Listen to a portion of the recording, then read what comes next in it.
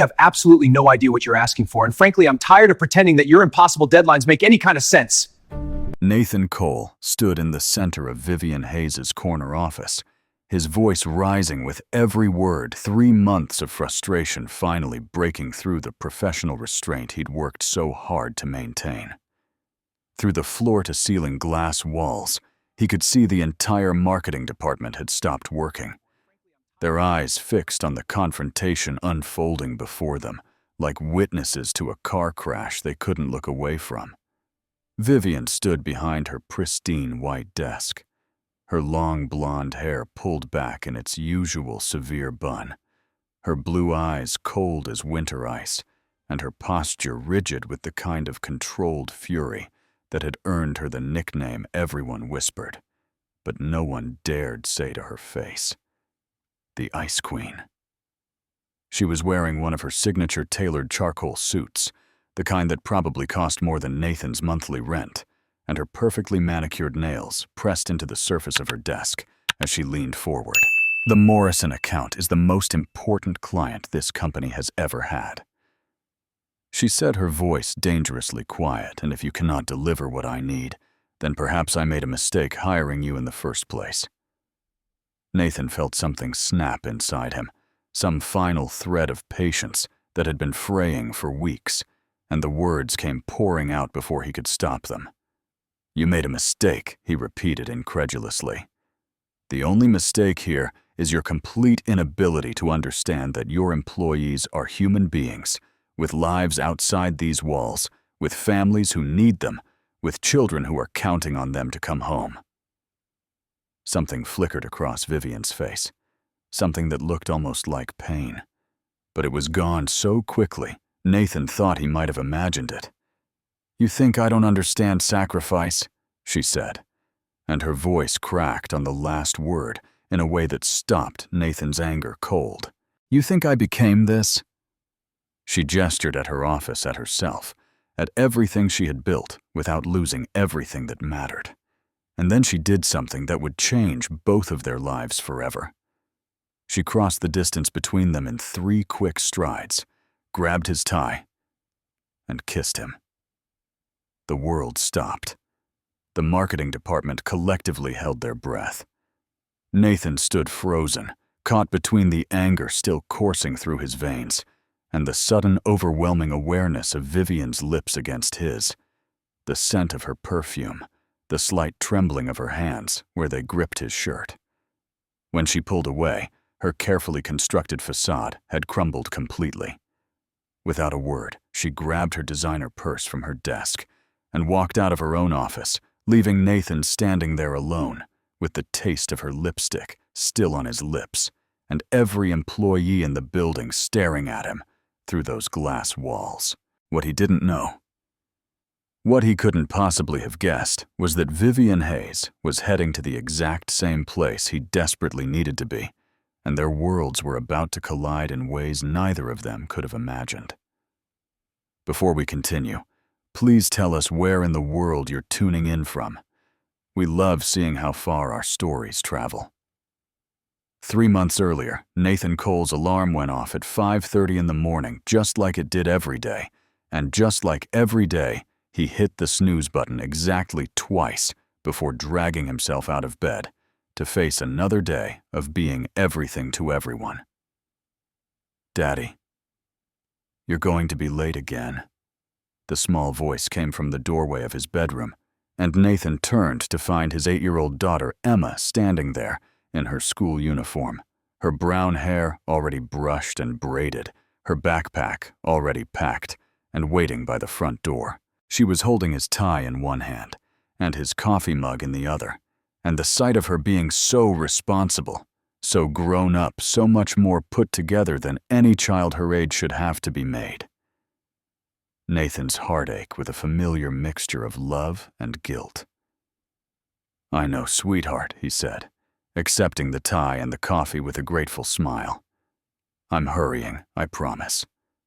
Emma followed him to the bathroom and stood on her tiptoes to help him straighten his collar while he attempted to tame his dark hair into something resembling professional. Her small fingers worked with practiced efficiency, and Nathan thought about how wrong it was that his daughter knew how to tie a Windsor knot better than most adults he knew. "Mrs. Patterson says you have a new job," Emma said. Her brown eyes so much like his own, studying his reflection in the mirror. "She says you're working for a really important lady now." Nathan nodded, trying to project confidence he didn't quite feel. "That's right, sweetie. It's a big marketing agency downtown, and they're paying me a lot more than my old freelance work did. So we're going to be able to do some nice things soon, like get pizza on Fridays again." The hope in her voice nearly broke him. For the past 2 years since Rachel had left, since his wife had walked out the door with nothing but a note on the kitchen counter saying she needed to find herself somewhere in Europe, Nathan had been scraping by on freelance graphic design work that barely covered rent and groceries. Pizza on Fridays had been one of the first luxuries to go, followed by new clothes, followed by birthday parties, with friends, followed by so many of the simple joys that other children took for granted. Like pizza every Friday, Nathan promised, bending down to kiss the top of Emma's head. Maybe even extra cheese. Her smile was worth every sleepless night, every rejection email, every moment of doubt about whether he was enough to raise this incredible little girl on his own. "Mrs. Peterson will be here in 10 minutes to walk you to school," he reminded her, grabbing his briefcase and doing a mental inventory to make sure he had everything he needed. "Lunch money is on the counter."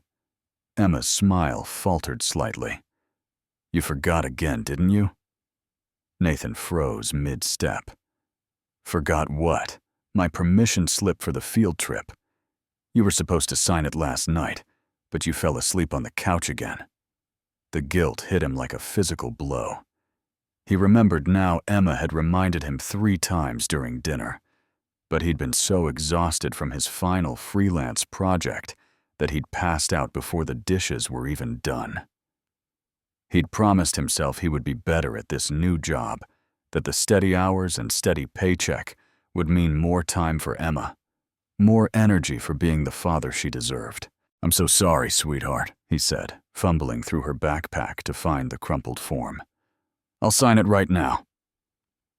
"It's okay, Daddy." Emma's voice had that terrible patient quality, the one that told him she'd gotten used to being disappointed, used to making excuses, used to being the responsible one in their little family of 2. Sophie's mom forgot 3 times before she finally remembered.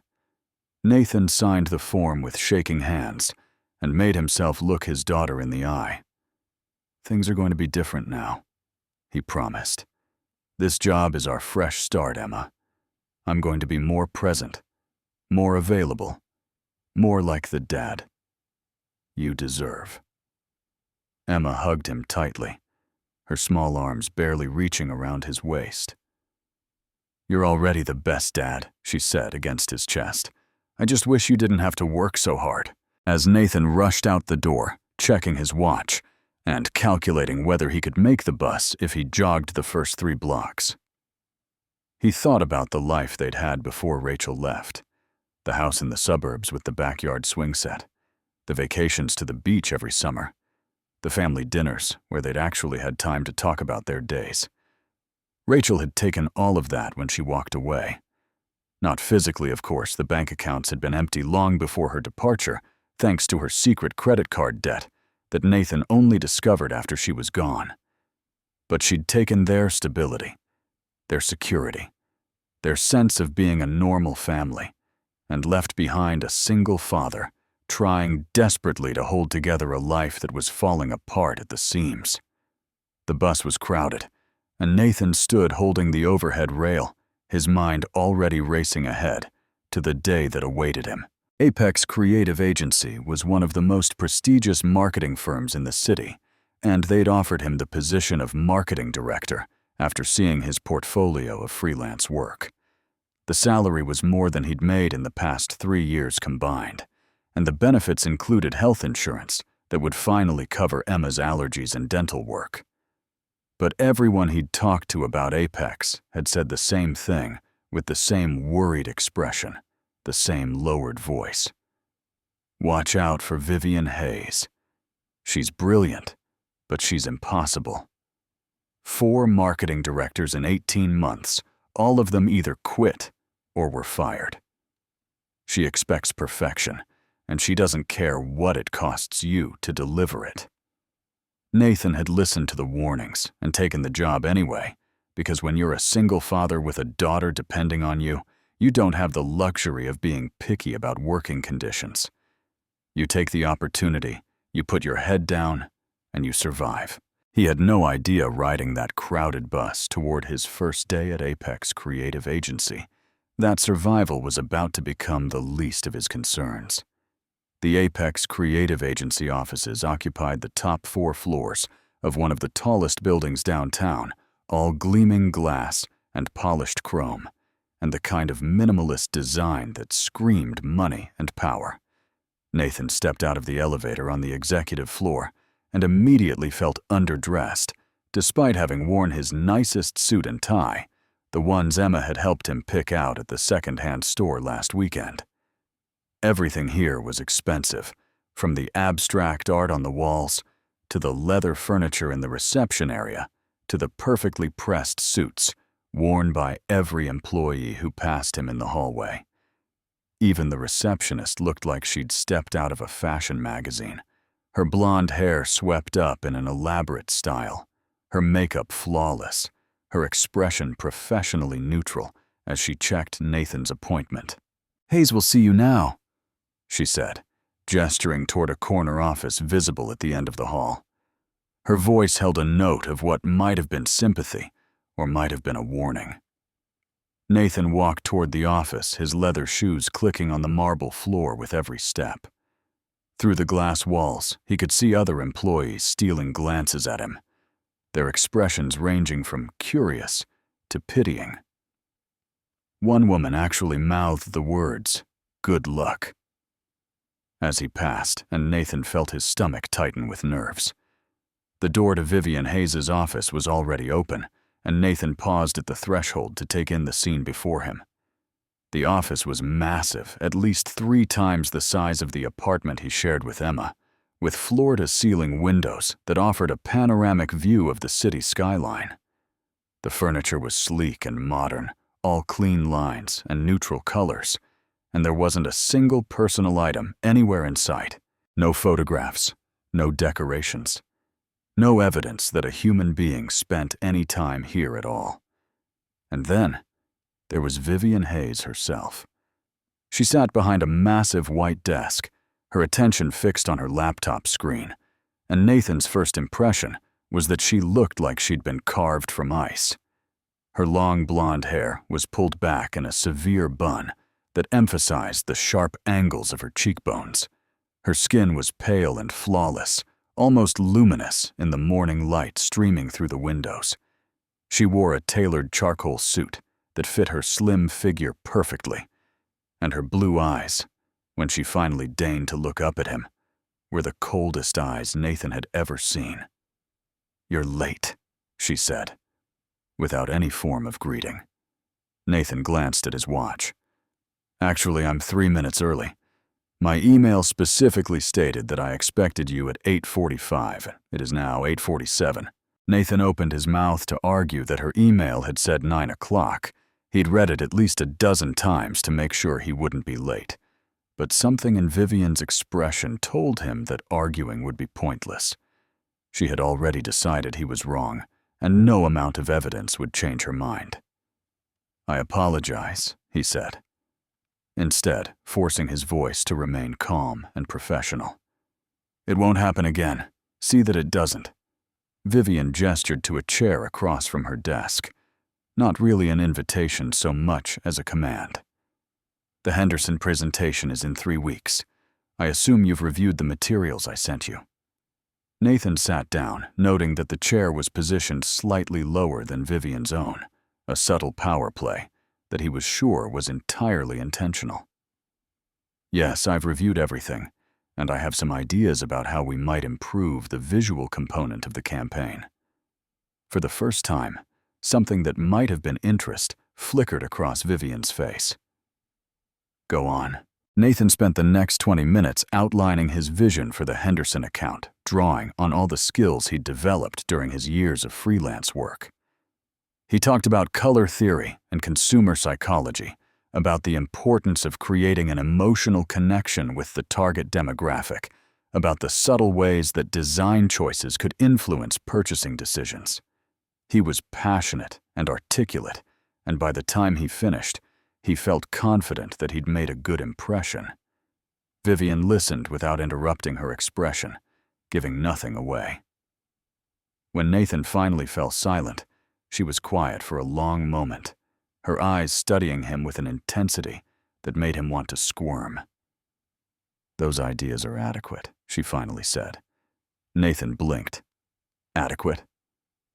"They show a basic understanding of marketing principles, but they lack the innovation that Apex is known for." Vivian turned her attention back to her laptop, effectively dismissing him. "I'll need a revised proposal on my desk by 5 o'clock today. Focus on creating something memorable, not merely competent. Today. But I've just started. I don't even know where the conference rooms are yet." Vivian looked up, one perfectly shaped eyebrow arching in what was clearly her signature expression of disapproval. "Mr. Cole, I hired you because your portfolio suggested you were capable of exceptional work under pressure. Was I mistaken?" Nathan felt his jaw clench, but he forced himself to take a breath before responding. "No, you weren't mistaken. You'll have the revised proposal by 5. 4:30, actually. I have a call at 5. Vivian waved her hand in dismissal. "Jennifer at reception will show you to your office. I trust you can find your way back here by this afternoon." As Nathan walked out of Vivian Hayes' office, his mind was already racing, trying to figure out how he was going to completely reimagine a marketing campaign in less than 8 hours, while simultaneously learning the layout of a new building, meeting new colleagues, and setting up his workspace. Behind him, through the glass walls, he could have sworn he saw Vivian watching him go, her expression unreadable. But when he glanced back, she was focused on her laptop again, her attention already moved on to whatever crisis awaited her next. The next few weeks, Nathan thought grimly, were going to be the longest of his life. The first month at Apex Creative Agency established a pattern that Nathan quickly came to dread. Every morning he would arrive at the office at 7:30, a full hour before the official start time, only to find Vivian Hayes already at her desk, surrounded by documents and coffee cups, her eyes showing the fatigue of someone who had probably never left the night before. And every evening he would reluctantly leave at 8 or 9 o'clock, knowing that his daughter was waiting for him at home, only to receive emails from Vivian at midnight, at 2 in the morning at 4:30, asking why he hadn't responded to her previous messages. The revisions were endless. Nathan would spend days perfecting a presentation, only to have Vivian tear it apart with a few clipped sentences and a dismissive wave of her hand. He would incorporate her feedback meticulously, only to be told that his changes had ruined the original concept entirely. He began to feel like he was trapped in some kind of elaborate puzzle, where the rules kept changing whenever he thought he'd figured them out. The worst part wasn't the impossible deadlines or the constant criticism. The worst part was what the job was doing to his relationship with Emma. "Daddy, you're missing dinner again." Nathan pressed his phone to his ear, his heart aching at the disappointment in his daughter's voice. He was standing in the hallway outside a conference room where Vivian was conducting yet another marathon meeting about the Morrison account, and he'd stepped out to take Emma's call when he saw her name on his screen. "I know, sweetheart, and I'm so sorry. Ms. Hayes needs me to finish something tonight, but I promise I'll be home before bedtime." Mrs. Patterson already read me my story. Emma's voice was small and sad, in a way that made Nathan want to quit his job on the spot and rush home to hold her. "She doesn't do the voices like you do." Through the conference room window, Nathan could see Vivian addressing the team. her posture rigid, her expression intense. She was pointing at something on the screen, probably another flaw she'd found in his work. Another reason to keep everyone trapped in this building until midnight. "I'll make it up to you this weekend," Nathan promised. "We'll go to the park, and we'll get ice cream. And I'll read you 3 stories instead of 1. "You said that last weekend," Emma reminded him. "But then Ms. Hayes called, and you had to go back to the office." The guilt was suffocating. Nathan remembered that day, remembered seeing Vivian's name on his caller ID and feeling his stomach drop, remembered Emma's face when he'd explained that he had to leave, remembered driving back to Apex with tears burning in his eyes because he was failing at the one thing that mattered most to him. "Mr. Cole." Vivian's voice cut through his thoughts, sharp and impatient. She was standing in the doorway of the conference room, her blue eyes fixed on him with obvious disapproval. "We're waiting for your input on the visual timeline." Nathan covered the phone with his hand. "I'll be right there." "Now, Mr. Cole." Vivian's tone made it clear that this was not a request. "I have to go, baby." Nathan spoke quickly into the phone, hating himself with every word. "I love you so much, and I'll be home as soon as I can." He ended the call before Emma could respond, before he could hear the resignation in her voice that had become so familiar over the past few weeks, and followed Vivian back into the conference room with his professional mask firmly in place. The meeting dragged on for another 3 hours. By the time Nathan finally left the building, it was almost 11 o'clock, and he knew Emma would already be asleep. He drove home through empty streets thinking about all the bedtime stories he'd missed, all the homework sessions he'd had to skip, all the small moments of his daughter's childhood that were slipping away while he sat in conference rooms, trying to please a woman who seemed impossible to satisfy. But even as he resented Vivian Hayes for the demands she placed on him, Nathan couldn't help noticing things about her that complicated his anger. He noticed that she never took lunch breaks, subsisting on black coffee and whatever protein bars her assistant left on her desk. He noticed that she was always the first person to arrive and the last to leave, that her dedication to the company bordered on obsession, that beneath her cold exterior there seemed to be something almost desperate in the way she pushed herself and everyone around her. One evening, when Vivian had been particularly harsh in her criticism of his latest presentation, Nathan had impulsively stopped at a sandwich shop on his way back from the bathroom and bought her dinner. He'd left it on her desk without a word, not even sure why he'd done it. And the next morning the sandwich was gone, but Vivian never mentioned it. A week later, he did it again, and the same thing happened. The third time, Nathan happened to glance into her office as he was leaving for the night, and he saw Vivian sitting alone in the dark, eating the sandwich he'd brought her, staring out the window at the city lights, with an expression on her face that looked almost like loneliness. Something's going on with her, Nathan thought. Something she's hiding behind all those walls. But he pushed the thought away because Vivian Hayes was his boss, not his friend, and he had enough problems of his own without trying to solve hers. He had a daughter waiting for him at home, a daughter who needed her father present and available, and not constantly distracted by work, and that had to be his priority. Still, as the weeks went on, and Nathan learned to navigate Vivian's impossible expectations, he found himself noticing more and more about the woman behind the Ice Queen reputation. The way her eyes softened ever so slightly when she thought no one was watching. The way she sometimes paused in the middle of a demanding rant, as if she'd suddenly realized how harsh she was being.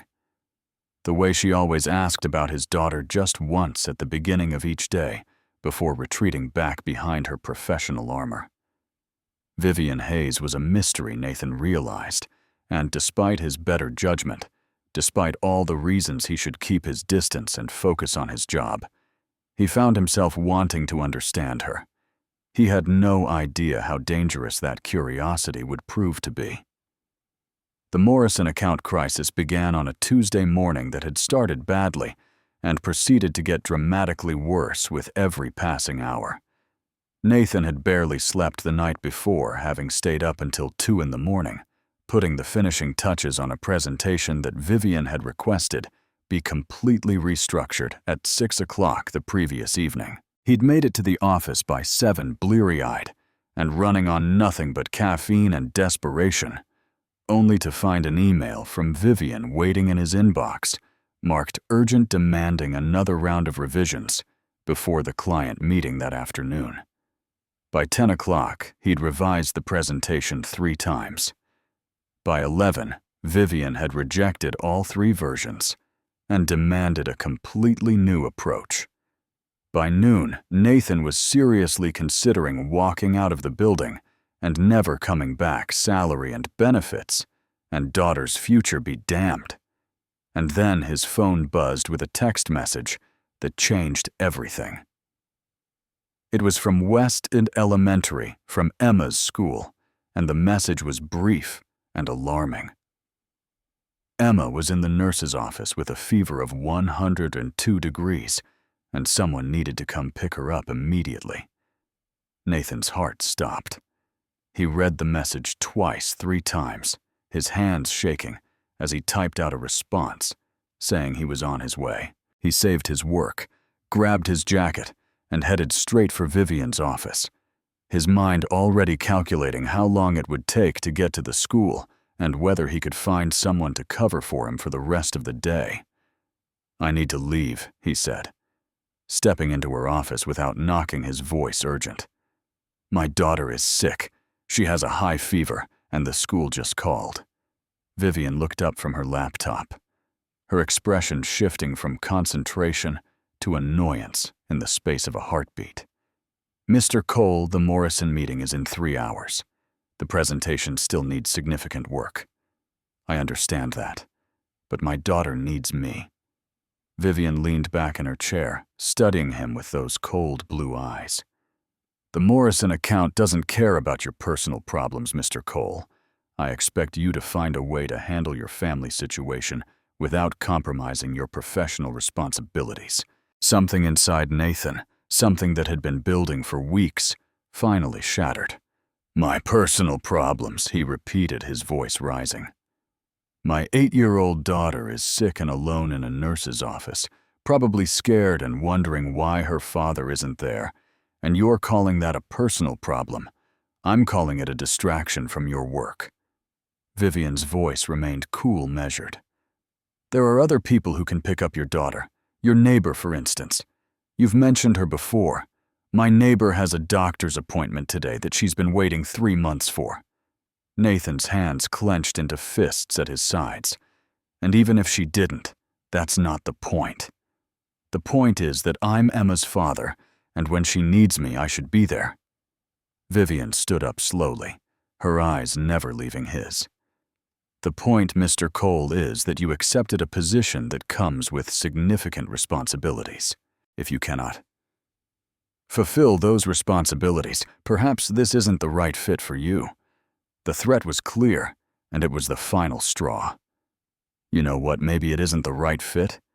Nathan exploded, 3 months of frustration pouring out in a torrent of words he couldn't stop. "Maybe I made a mistake thinking I could work for someone who sees her employees as machines instead of human beings. Maybe I was wrong to believe that a company could be successful without destroying the personal lives of everyone who works here." "You have no idea." Vivian began, her voice rising to match his. "No, you have no idea." Nathan stepped closer, his finger pointing at her in a way he knew was unprofessional, but couldn't help. "You sit in this office 18 hours a day. You don't eat. You don't sleep. You don't have any relationships outside this building, and you expect everyone else to sacrifice their lives the same way you've sacrificed yours. You think you understand my life?" Vivian hissed, her composure cracking in a way Nathan had never seen before. "You think you know what I've given up, what I've lost." "I know you're alone," Nathan fired back. I know you've built walls so high that no one can get through them. And I know that making everyone else miserable isn't going to fill whatever void you're trying to fill. The words hung in the air between them, harsh and honest, and impossible to take back. Vivian's face had gone pale, her hands trembling slightly at her sides, and for a moment Nathan saw something in her eyes that looked like genuine pain. "You have no idea what it's like," he continued, his voice rough with emotion. "To be everything for someone. To know that if you fail, it's not just you who suffers. My daughter depends on me for everything, and every hour I spend in this building is an hour I'm taking away from her. You think I don't understand sacrifice?" Vivian's voice cracked on the words, her Ice Queen mask shattering completely. "You think I became this?" She gestured at her office, at herself, at the empire she'd built, without losing everything that mattered. There was something in her voice, something raw and wounded, that made Nathan stop mid-argument. He looked at her, and for the first time he saw past the professional armor to the woman underneath. A woman who was exhausted, lonely, and carrying wounds that no one in this building had ever seen. And then she kissed him. It happened so fast that Nathan didn't have time to react. One moment they were standing 3 feet apart, anger crackling between them like electricity. And the next, Vivian had crossed the distance, grabbed his tie, and pressed her lips to his, with a desperation that took his breath away. Through the glass walls, Nathan was distantly aware of the entire marketing department watching in stunned silence. But all he could focus on was Vivian, her lips soft against his, her hands gripping his shirt, like she was afraid he might disappear, her whole body trembling with emotions she'd been suppressing for far too long. When she pulled away, her eyes were filled with tears, and something that looked like terror. "I'm sorry," she whispered. "I'm so sorry." And before Nathan could respond, before he could say anything at all, Vivian grabbed her purse and walked out of her own office, leaving him standing alone with the taste of her still on his lips, and a decision to make that would affect everything. For a long moment after Vivian disappeared into the elevator, Nathan couldn't move. His brain was struggling to process what had just happened, trying to reconcile the cold, demanding boss he'd spent 3 months resenting with the vulnerable woman who had just kissed him with such desperate urgency. His lips still tingled where hers had pressed against them, and his heart was pounding so hard he could feel it in his temples. Through the glass walls, he could see his colleagues staring at him with expressions that ranged from shocked to amused to deeply confused. A few people were whispering to each other, probably already composing the gossip that would spread through the office like wildfire.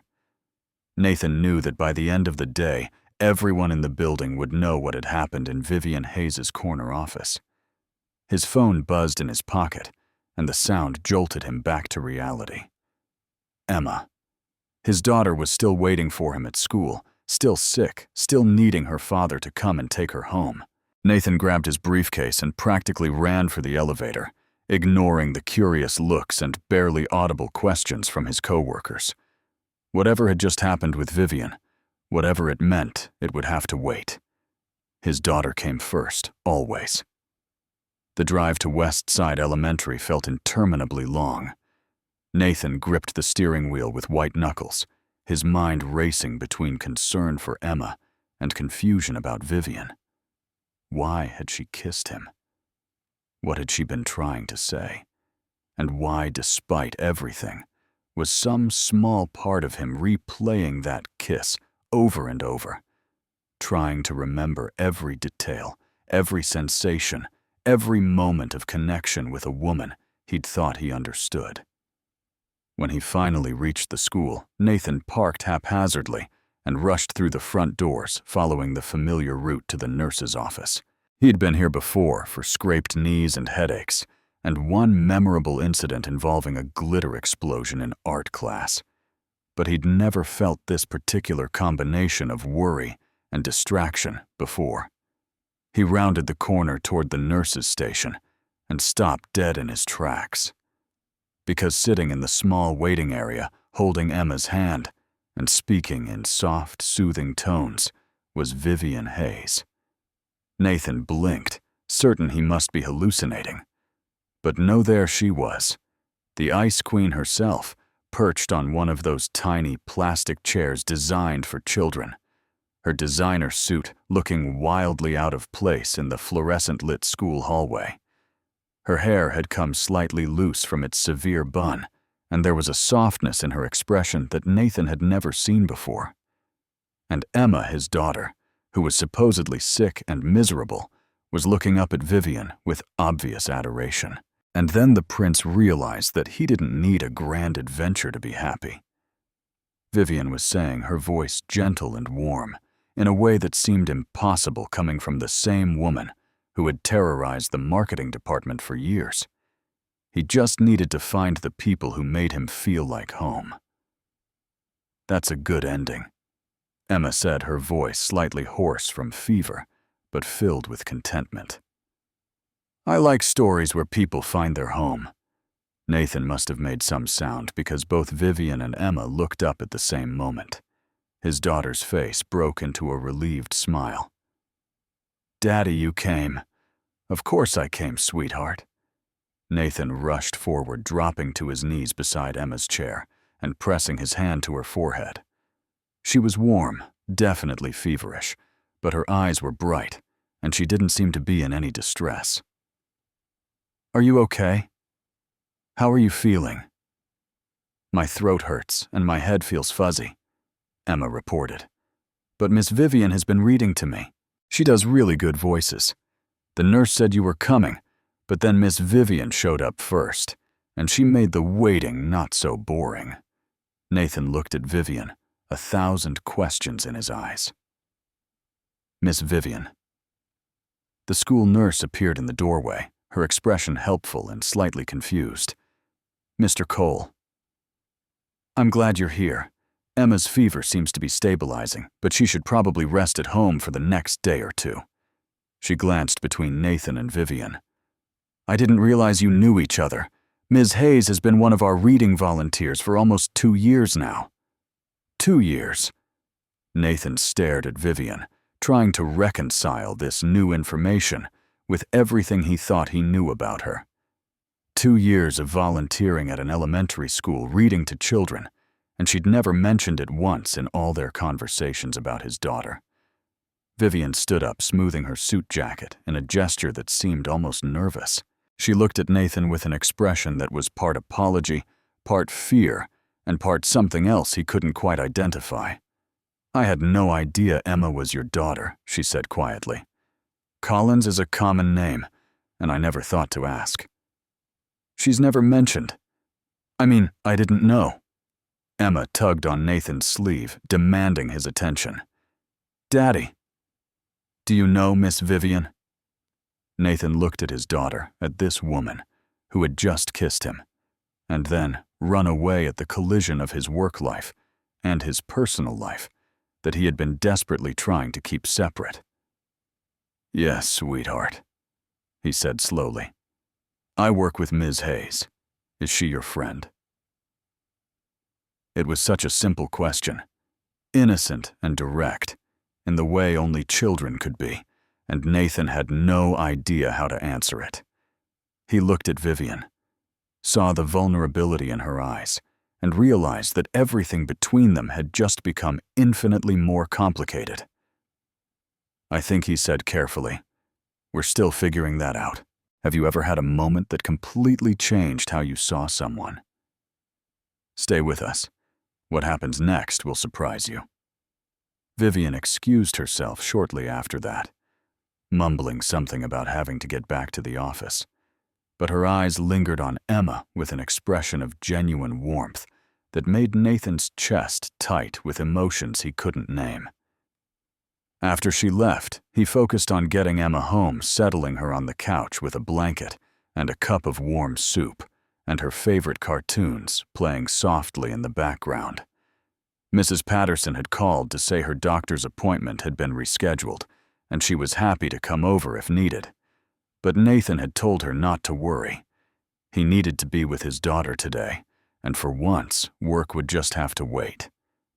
As he sat beside Emma, watching her small face relax into sleep, Nathan's mind kept returning to the scene at the school. Vivian Hayes, the woman everyone called the Ice Queen, sitting in a child-sized chair and reading fairy tales to sick children.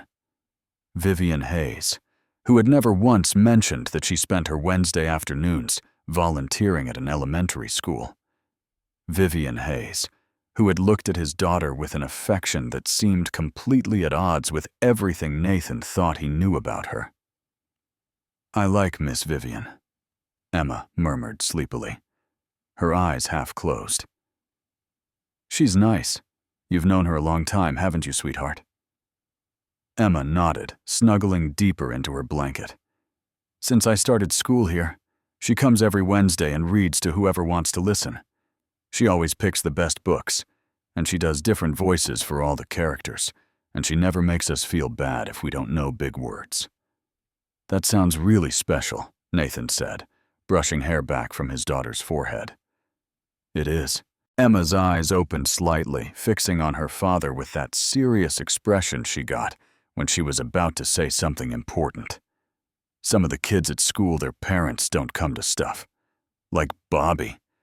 His mom and dad are always working, and Miss Thompson's husband left her, and Jeremy lives with his grandma because his parents are somewhere else." Nathan's heart clenched. He knew these stories, knew them from parent-teacher conferences and casual conversations, and Emma's matter-of-fact recounting of her classmates' lives. Children carrying burdens no child should have to carry, learning too early that the adults in their lives weren't always reliable. "Miss Vivian pays attention to those kids," Emma continued. "She remembers their favorite books. She asks about their days. She makes them feel like they matter, even if nobody else does." The words hit Nathan like a physical blow. He thought about all the times he'd judged Vivian, all the assumptions he'd made about her cold heart, and her inability to care about anything but work. He thought about the sandwich he'd left on her desk, the lonely expression he'd glimpsed through her office window, the crack in her voice when she'd said, "You think I became this without losing everything that mattered." There was so much more to Vivian Hayes than he'd ever imagined, and now that he'd seen behind her mask, he couldn't unsee it. That evening, after Emma had recovered enough to eat dinner and beg for an extra bedtime story, Nathan sat alone in his living room with his phone in his hand. He'd been staring at Vivian's contact information for the past 20 minutes, trying to decide whether to call or text, or just let the whole complicated situation sort itself out. In the end, he sent a simple message. "Thank you for being there for Emma today. I had no idea about the volunteering. Can we talk?" The response came almost immediately, as if Vivian had been waiting, as if she'd been holding her phone and hoping he would reach out. "I'm sorry for what happened in my office. It was completely inappropriate. But yes, I think we need to talk." Tomorrow after work, Nathan typed back his agreement and set his phone aside. His heart beating faster than it should have been at the prospect of a simple conversation. But he knew with a certainty that surprised him that nothing about whatever came next would be simple. Vivian Hayes had kissed him. Vivian Hayes volunteered at his daughter's school. Vivian Hayes had been reading stories to children for 2 years while building a reputation as the coldest, most demanding boss in the city.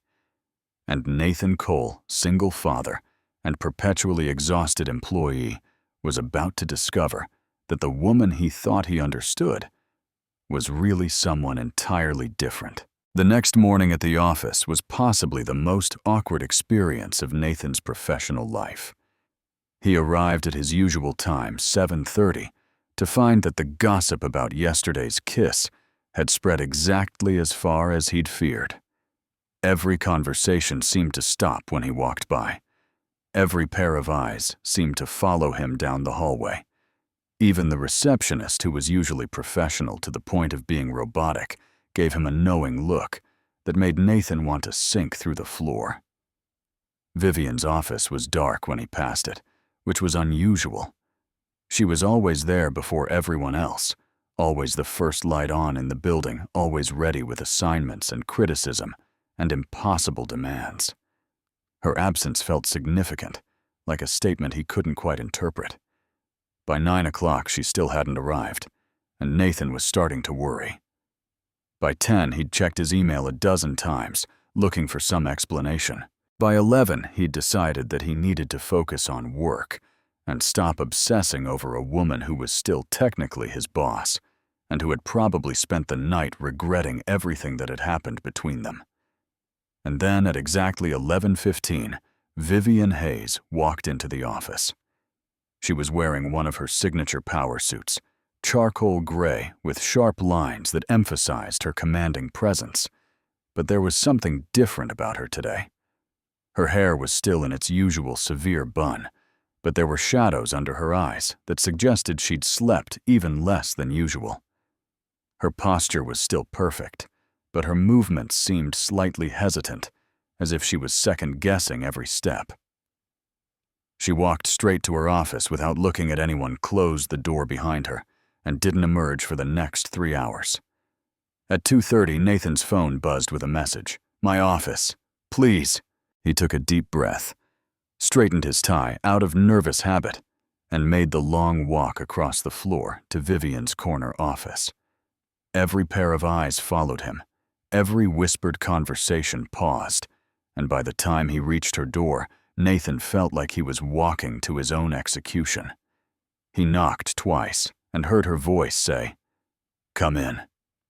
Vivian was standing by the window, her back to him, her silhouette outlined against the city skyline.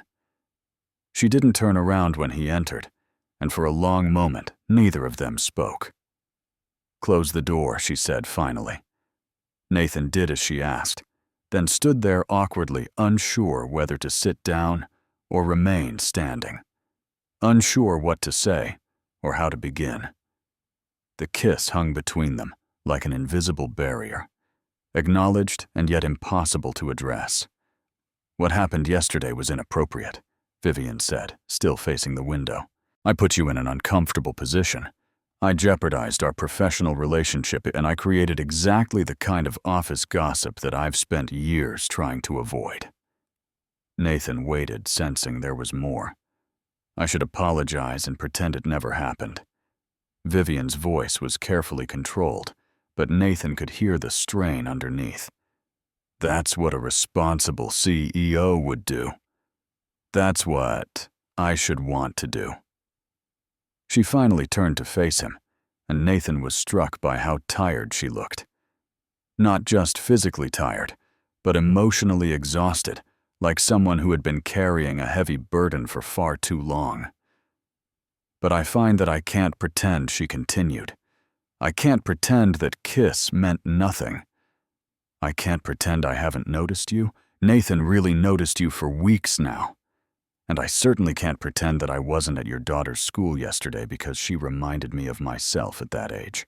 Nathan stepped closer, his professional caution overridden by genuine curiosity. "Why were you at Emma's school?" "How long have you been doing that?" "Almost 2 years." Vivian's voice softened slightly.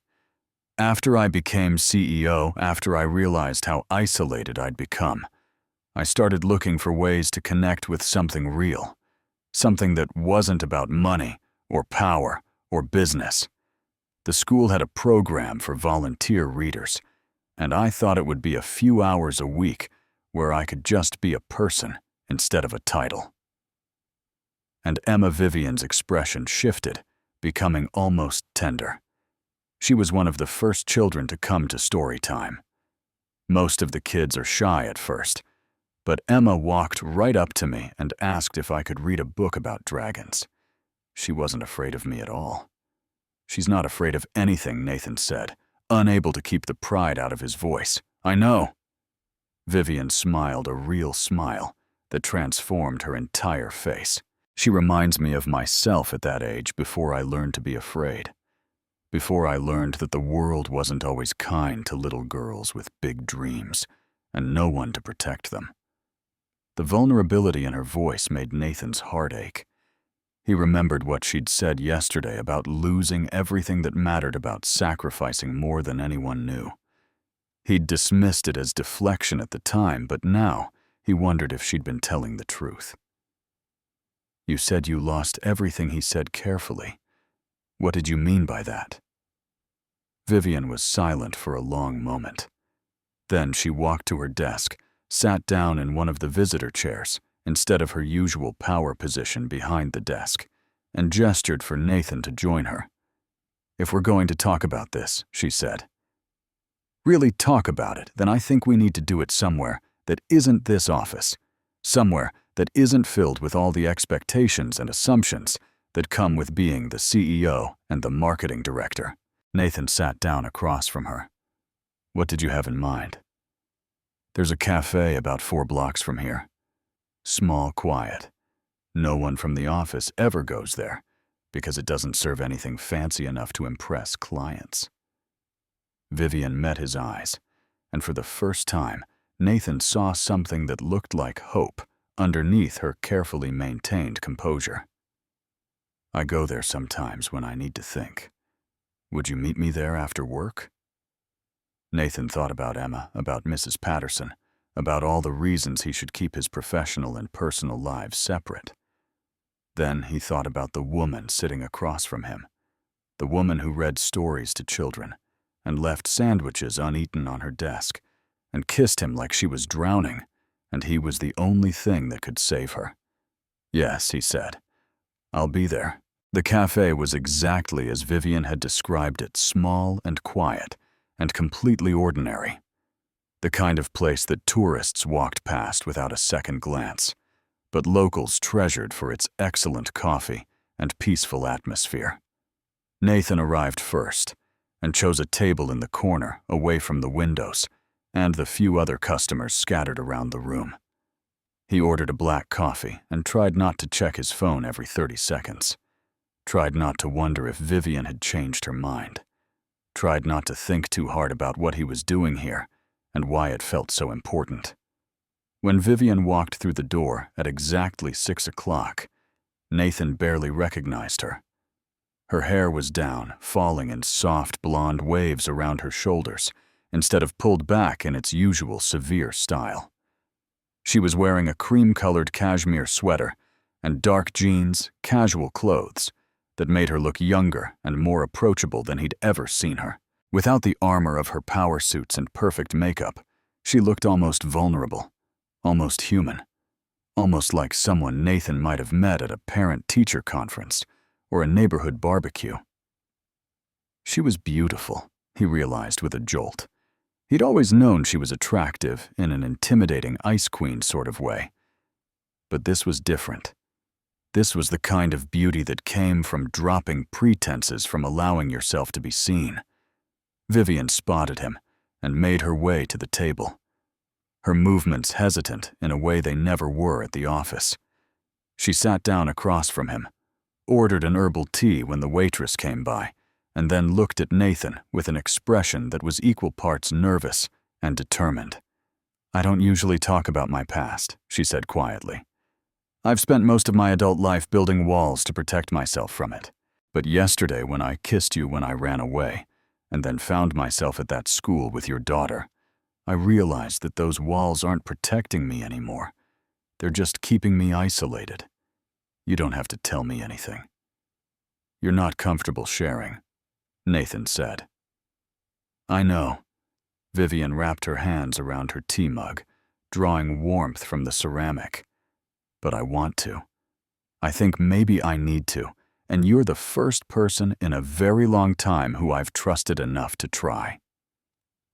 She took a deep breath, and Nathan watched her compose herself, gathering courage for whatever she was about to reveal. "I grew up with a single mother," Vivian began. "My father left when I was 3 years old. I have exactly one memory of him." This vague image of a man with dark hair walking out the door with a suitcase, and then nothing. He never called, never wrote, never sent so much as a birthday card. My mother told me he had moved to California, started a new family, pretended his old life never existed. Nathan nodded silently, recognizing the pain of parental abandonment, even if his own experience was different. My mother was incredible. Vivian continued, her voice softening with love and grief. She worked 3 jobs to keep us fed and housed, sometimes 4 during the summers. She never complained, never made me feel like a burden. Always told me that I could do anything I set my mind to. She used to say that the only thing standing between me and my dreams was the belief that I didn't deserve them. She sounds like an amazing woman, Nathan said. She was. Vivian's eyes glistened with unshed tears. She got sick when I was 16. Cancer started in her lungs and spread before anyone knew what was happening. I spent the next 2 years watching her fade away, watching this incredible, strong woman become a shadow of herself. Nathan's heart ached for the 16-year-old girl Vivian had been forced to grow up too fast while watching her mother die. I worked through high school and college, Vivian continued. Scholarships covered tuition, but everything else, books, rent, food, that was on me. I'd go to class during the day, work night shifts at a diner, and spend whatever time was left studying or taking care of my mom. How did you manage? I didn't sleep much. Vivian smiled slightly, but there was no humor in it. I got very good at functioning on 4 hours a night and endless cups of coffee. I learned that if I wanted something, no one was going to give it to me. I had to take it for myself. She paused, and Nathan could see her struggling with the next part of her story. My mother died when I was 22, she said finally. It was 3 weeks after I graduated from college. She held on just long enough to see me get my degree, and then she let go. I think she'd been fighting to stay alive for me, and once she knew I was going to be okay, she allowed herself to rest. The tears that had been threatening finally spilled over, trailing silently down Vivian's cheeks.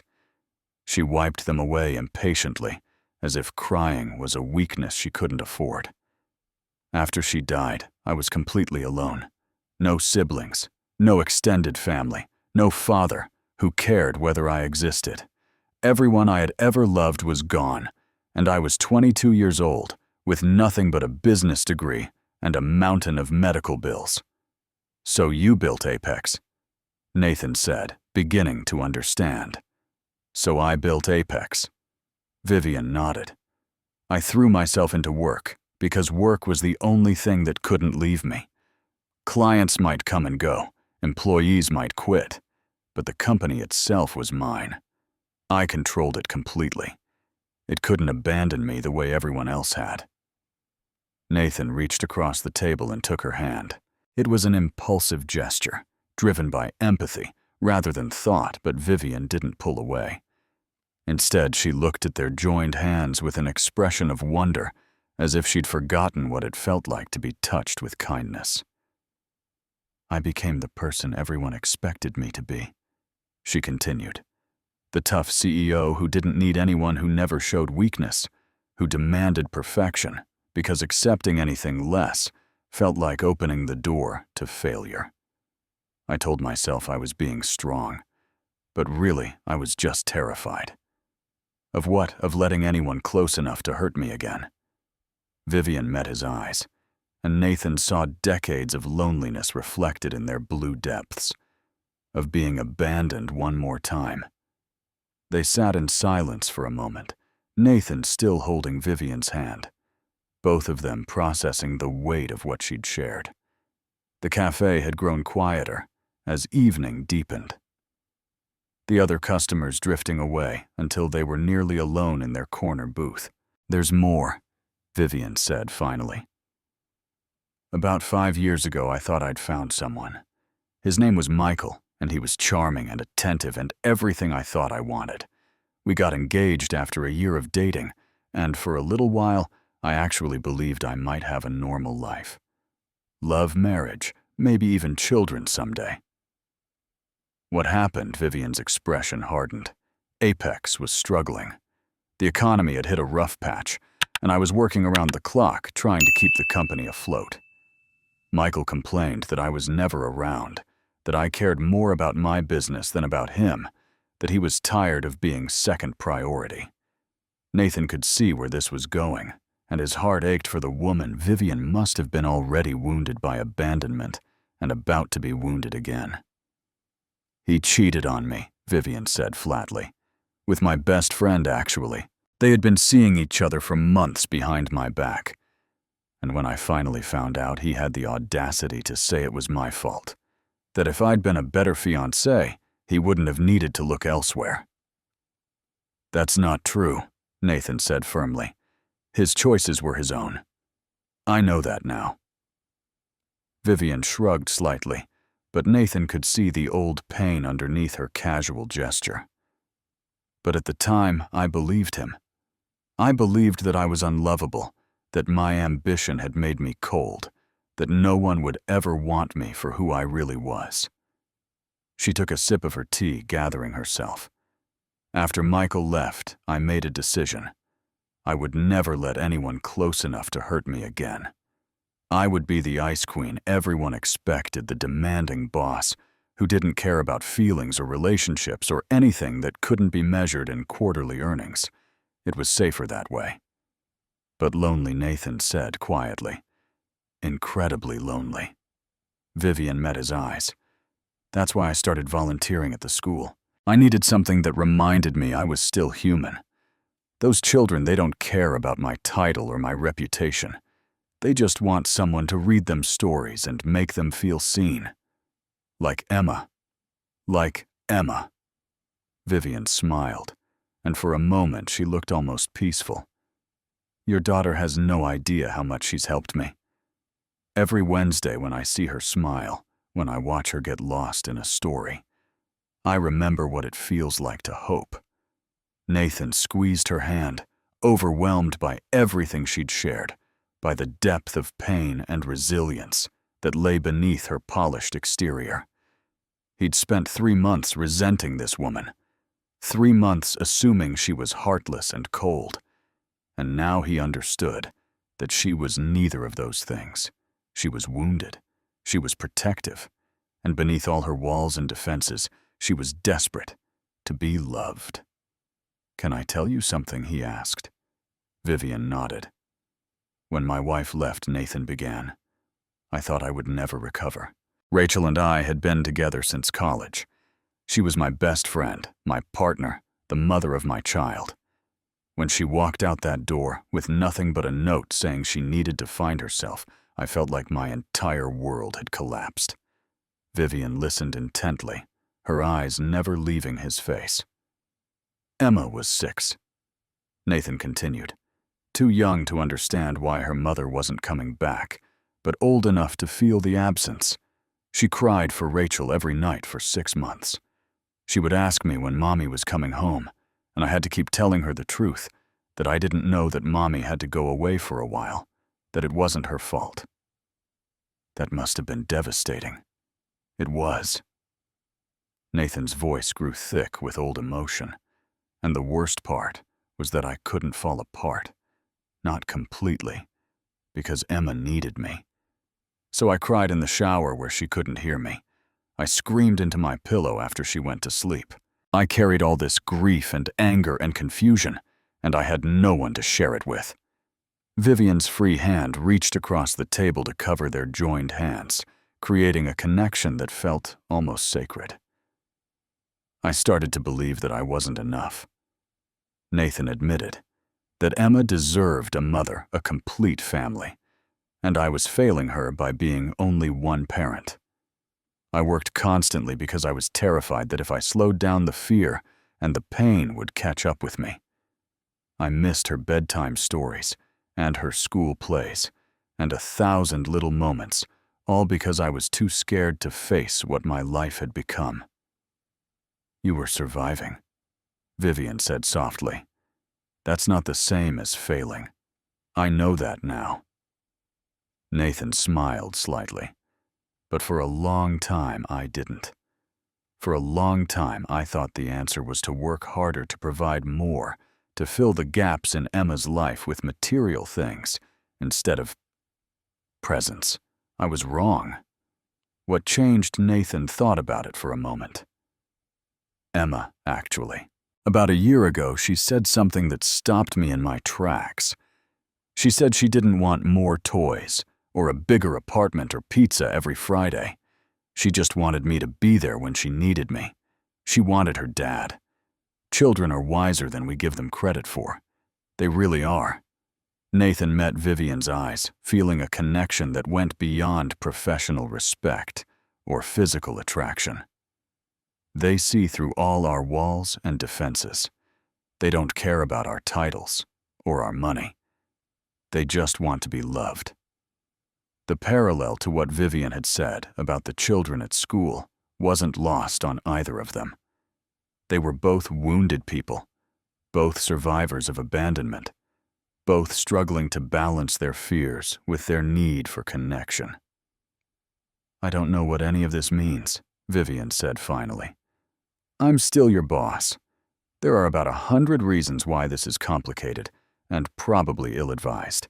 But when I'm with you, when I was reading to Emma at the school, I felt something I haven't felt in years." What Vivian hesitated, as if the word itself was difficult to speak. Hope. Nathan lifted their joined hands and pressed a gentle kiss to her knuckles. It was a small gesture, but it carried the weight of everything they'd shared, everything they'd discovered about each other. "Whatever this is between us," he said quietly, "I think it's worth exploring. But I need you to understand that Emma comes first. Always. She's my daughter, and I won't do anything that might hurt her." "I would never ask you to," Vivian replied. "In fact, that's one of the things I admire most about you. You're a good father, Nathan. Emma is lucky to have you." They sat there together as the cafe prepared to close two people who had started the day as boss and employee, and ended it as something much more complicated and much more promising. Neither of them knew exactly where this path would lead, but for the first time in a very long time, they were both willing to find out. The changes at Apex Creative Agency over the following 2 weeks were subtle but unmistakable. Vivian's criticism of Nathan's work became more constructive, focusing on genuine improvements rather than impossible standards. She started leaving the office at reasonable hours, sometimes even joining the rest of the staff for the occasional Friday afternoon gathering that she'd previously dismissed as a waste of productive time. Her legendary temper, while still formidable, seemed to have developed a safety valve that prevented the explosive outbursts her employees had learned to fear.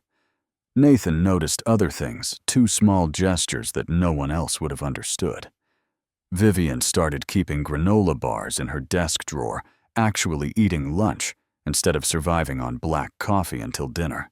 She asked about Emma at the beginning of each day, remembering details from previous conversations, following up on the school play rehearsals and the science project and the best friend drama that occupied so much of an 8-year-old's world. And sometimes when they passed each other in the hallway or found themselves alone in a conference room, there would be a look that passed between them, a silent acknowledgement of the connection they were building, the secret they were keeping from everyone around them. They met for coffee twice more after that first evening at the cafe conversations that ranged from professional strategy to personal history to comfortable silences that felt more intimate than words. They texted each other late at night when the rest of the world was asleep, and the boundaries between boss and employee seemed to blur into something else entirely. Nathan found himself looking forward to seeing Vivian each day in a way that surprised him. He noticed the way her eyes lit up when she was excited about a project, the way she bit her lower lip when she was concentrating, The way her laugh, when she actually allowed herself to laugh, transformed her entire face. The rest of the office noticed the changes too, though no one quite understood what was happening. The gossip about the kiss had faded into background noise, replaced by speculation about whether the Ice Queen was going soft, or whether something else was going on entirely. One Thursday afternoon, Vivian invited Nathan to have lunch in her office. They ordered from the Thai place down the street and sat at her conference table eating pad Thai and spring rolls while reviewing the final proposal for the Morrison account. You know, Vivian said, setting down her chopsticks the first time you walked into my office, I thought you were going to be just like all the others. All the other marketing directors you scared away? Vivian smiled, acknowledging the accuracy of his assessment. Yes. I expected you to either crumble under the pressure or quit in frustration. What I didn't expect was for you to push back. You didn't make it easy, Nathan pointed out. Those first few weeks I was genuinely considering whether any salary was worth the stress. I know. Vivian's expression grew serious. I was testing you, I think, seeing if you would fold like the others, or if there was something different about you. And when you kept showing up, kept fighting back, kept refusing to let me bully you into submission, I started to notice. Notice what? That you were exceptional, not just at your job, but as a person. Vivian met his eyes. The way you talked about Emma, the way you defended your need to be there for her, the way you refused to sacrifice your family, even when I was making it as difficult as possible. Most people would have chosen the job and justified it later. You never wavered. Nathan felt warmth spread through his chest at her words. Family is everything to me. After Rachel left, Emma was all I had. I couldn't let her down no matter what. That's what I admire about you, Vivian said softly. That unwavering commitment to the people you love. I've never had that. I've never had someone who would fight for me that way. Nathan reached across the table and took her hand, the gesture becoming familiar between them. You have me now. The words hung in the air, heavy with promise and possibility. Vivian's eyes glistened, and for a moment she looked like she might cry. But instead she squeezed his hand and smiled a real smile that reached all the way to her eyes. I'm starting to believe that she whispered. Their lunch was interrupted by a knock on the door, a junior employee with a question about the presentation layout, and the professional masks slipped back into place with practiced ease. But as Nathan returned to his desk, he caught Vivian's eye through the glass wall of her office, and the look they shared said everything that words couldn't. Something was growing between them, something neither had expected, and both were afraid to name. But for the first time in their parallel, lonely lives, they weren't facing the future alone. True connection often starts where we least expect it. Keep watching to see how these two wounded souls begin to heal each other. The invitation came 3 weeks after their first conversation at the cafe, delivered not through text message or casual conversation, but through an elegant envelope that appeared on Nathan's desk one morning, with his name written in Vivian's distinctive handwriting. Inside was a card with details about a charity gala Apex was sponsoring the following Saturday night. At the bottom, in smaller script, Vivian had added a personal note. I know this is crossing a line, but I can't imagine walking into that room with anyone else. Would you be my +1? Nathan stared at the invitation for a long time, weighing the implications. This wouldn't be a private coffee or a secret lunch in her office. This would be public, visible, a statement that everyone in their professional world would see and interpret. He thought about Emma, about the stable life he was trying to build for her, about the complications that could arise from dating his boss. He thought about Vivian, about the vulnerable woman behind the Ice Queen facade, about the way his heart lifted every time he saw her smile. In the end, the decision wasn't really a decision at all. He texted Vivian one word. Yes. Saturday evening arrived with the kind of nervous anticipation Nathan hadn't felt since high school. He'd arranged for Mrs. Peterson to stay with Emma, promising his daughter that he would tell her all about the fancy party the next morning. He'd rented a tuxedo that fit better than anything he'd ever owned, and he'd spent an embarrassing amount of time trying to get his hair to behave. Vivian had texted him her address, a penthouse apartment in one of the most exclusive buildings downtown, and when Nathan stepped off the elevator onto her floor, he had to take a moment to collect himself. He knocked on her door, and when it opened, his breath caught in his throat. Vivian was wearing a red dress, the exact shade of red that had been her signature color at work, but transformed into something entirely different. The silk fabric draped elegantly over her figure, the neckline revealing just enough to be sophisticated without being immodest, the skirt flowing to her ankles with a slit that showed a glimpse of her long legs when she moved. Her blonde hair cascaded down her shoulders in soft waves, freed from its usual severe bun, catching the light like spun gold.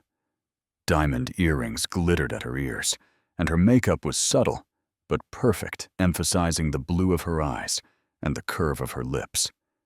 She was, Nathan realized with a jolt that went all the way to his core, the most beautiful woman he had ever seen. "You look," he started, and then stopped because no words seemed adequate. "You look incredible." Vivian smiled, and even her smile was different tonight, softer and more genuine than the professional expression she wore at work. "Thank you," she said. "You clean up pretty well yourself." Nathan offered his arm, and she took it, her fingers warm against his sleeve. As they made their way downstairs to the waiting car, he caught her glancing at him with an expression that made his heart race. The gala was held at the city's most prestigious event venue, a historic building that had been renovated to blend classic architecture with modern elegance. When Nathan and Vivian walked through the entrance together, he was immediately aware of the attention they attracted. Colleagues from Apex did double takes their expressions, ranging from surprised to intrigued to, in a few cases, obviously jealous. Business contacts who knew Vivian's reputation as the Ice Queen stared openly at the transformation before them. Even the servers seemed to pause slightly as they passed, as if recognizing that this couple was somehow different from the others in the room. "Everyone is staring," Nathan murmured as they made their way through the crowd. "Let them," Vivian replied, her chin lifting with a confidence that came from certainty rather than bravado. "I'm exactly where I want to be." They danced that night.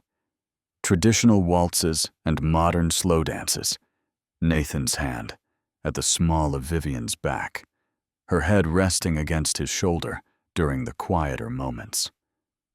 They talked to colleagues and clients, presenting a united front that raised eyebrows and sparked whispered speculation. They laughed at each other's jokes and finished each other's sentences, and generally behaved like two people who had been together for years rather than weeks. And when the evening finally wound down, and Nathan walked Vivian to her door, he didn't want to say goodnight. "Thank you," Vivian said, her key in her hand, but no move to use it. I haven't felt like this in a very long time." "Like what?" "Like myself." Vivian stepped closer, her eyes searching his face. "Like the person I might have been if life hadn't taught me to be so afraid." Nathan cupped her face in his hands, gentle and reverent, and kissed her. Not the desperate, impulsive kiss from her office that had started everything, but something softer and more intentional.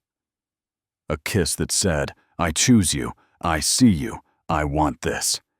When they finally pulled apart, both of them were breathing hard, and Nathan's heart was pounding so loudly he was sure she could hear it. "I should go," he said reluctantly. "Mrs. Peterson is waiting, and Emma." "I know," Vivian smiled, and it was the most beautiful thing Nathan had ever seen. But maybe next time we could have dinner. You, me, and Emma. The invitation hit Nathan like a wave of warm water. Vivian wasn't just interested in him. She wanted to be part of his life, part of his family, part of the messy, complicated, beautiful reality of single fatherhood. I would like that, he said. Emma would like that too. She asks about you every day, you know. Does she? She wants to know when Miss Vivian is coming to read to her again. Vivian laughed, and it was a sound of pure joy, untainted by her usual defenses. Tell her Saturday. I'll bring my favorite books. Nathan kissed her once more, a brief press of lips that promised more to come, and then forced himself to step away. As he rode the elevator down to the waiting car, he couldn't stop smiling. For the first time since Rachel left, he could imagine a future that included something more than just survival. He could imagine happiness. Nathan spent the entire week preparing Emma for Vivian's visit, trying to explain the situation in terms an 8-year-old could understand, without revealing too much about the complicated feelings involved. Emma, he said on Wednesday evening as they ate dinner together. Do you remember Miss Vivian from school, the lady who reads stories? Emma's face lit up immediately. Miss Vivian is the best. She does all the voices, and she never makes fun of us when we ask questions, and she remembers everyone's favorite books. Well, I have some news. Nathan set down his fork, giving his daughter his full attention. Miss Vivian and I have been spending some time together outside of work. We've become friends. Like boyfriend and girlfriend friends, Emma asked, with the directness that only children possess. Nathan felt his cheeks warm slightly. We're still figuring that out, sweetheart. But Miss Vivian is coming to visit on Saturday. She's going to have lunch with us, and maybe read some stories if that's okay with you. Emma was practically bouncing in her seat. Really? Miss Vivian is coming to our house. Can we show her my room? Can she meet Mr. Whiskers? Can we make cookies? The enthusiasm was infectious, and Nathan found himself laughing at his daughter's excitement. We can do all of those things as long as you remember that this is special for Miss Vivian too. She doesn't have a lot of experience with families, and she might be a little nervous. Why would she be nervous? Emma asked, genuinely confused. We're nice. Nathan smiled, his heart swelling with love for this incredible child who saw the world so simply. Yes, we are. And I think Miss Vivian is going to love spending time with us. Saturday arrived with beautiful autumn weather, crisp and sunny, and perfect for the kind of day Nathan had envisioned. He spent the morning cleaning the apartment until it sparkled, preparing a simple but delicious lunch, and trying not to pace nervously as the clock ticked toward noon. Emma, on the other hand, was a whirlwind of preparation. She had arranged her stuffed animals in order of importance, selected 7 books from her shelf that she wanted to share with Miss Vivian, and changed her outfit 3 times before settling on her favorite purple dress. When the doorbell finally rang at exactly noon, Emma beat Nathan to the door, flinging it open with an enthusiasm that made Vivian take a startled step backward. Miss Vivian. You're here. Vivian stood in the hallway looking nothing like the intimidating CEO who ruled Apex Creative with an iron fist. She was wearing jeans and a comfortable sweater, her blonde hair loose around her shoulders, and she was carrying a large bag that clinked with the unmistakable sound of books. I brought some of my favorites, she said, holding up the bag. I thought we could read together after lunch if you'd like. Emma grabbed Vivian's free hand and pulled her inside without ceremony. Come on, I have to show you my room, and you have to meet Mr. Whiskers. He's my stuffed elephant, not a real cat. And Daddy made pasta for lunch because I told him it's my favorite. And the words tumbled out in an excited rush, and Nathan watched as Vivian allowed herself to be dragged into their modest apartment, her expression shifting from nervous to delighted as Emma's enthusiasm proved impossible to resist. The afternoon unfolded like something from a dream. They ate lunch together, pasta with homemade sauce that Nathan had spent 2 hours perfecting, and Vivian complimented every bite with genuine appreciation. They looked at Emma's room, and Vivian asked thoughtful questions about each stuffed animal's name and backstory. They sat together on the couch, Emma wedged between Nathan and Vivian, as the two adults took turns reading from the stack of books. At some point, Nathan found himself standing in the kitchen doorway, watching Vivian and Emma together, on the floor, their heads bent over a book about magical kingdoms and brave princesses. Vivian was doing the voices, just like Emma had described her dignified composure, completely abandoned, as she squeaked like a mouse and growled like a dragon, and made Emma dissolve into giggles. This was what family was supposed to feel like, Nathan realized. This warmth, this ease, this sense of belonging that had been missing from their lives for so long.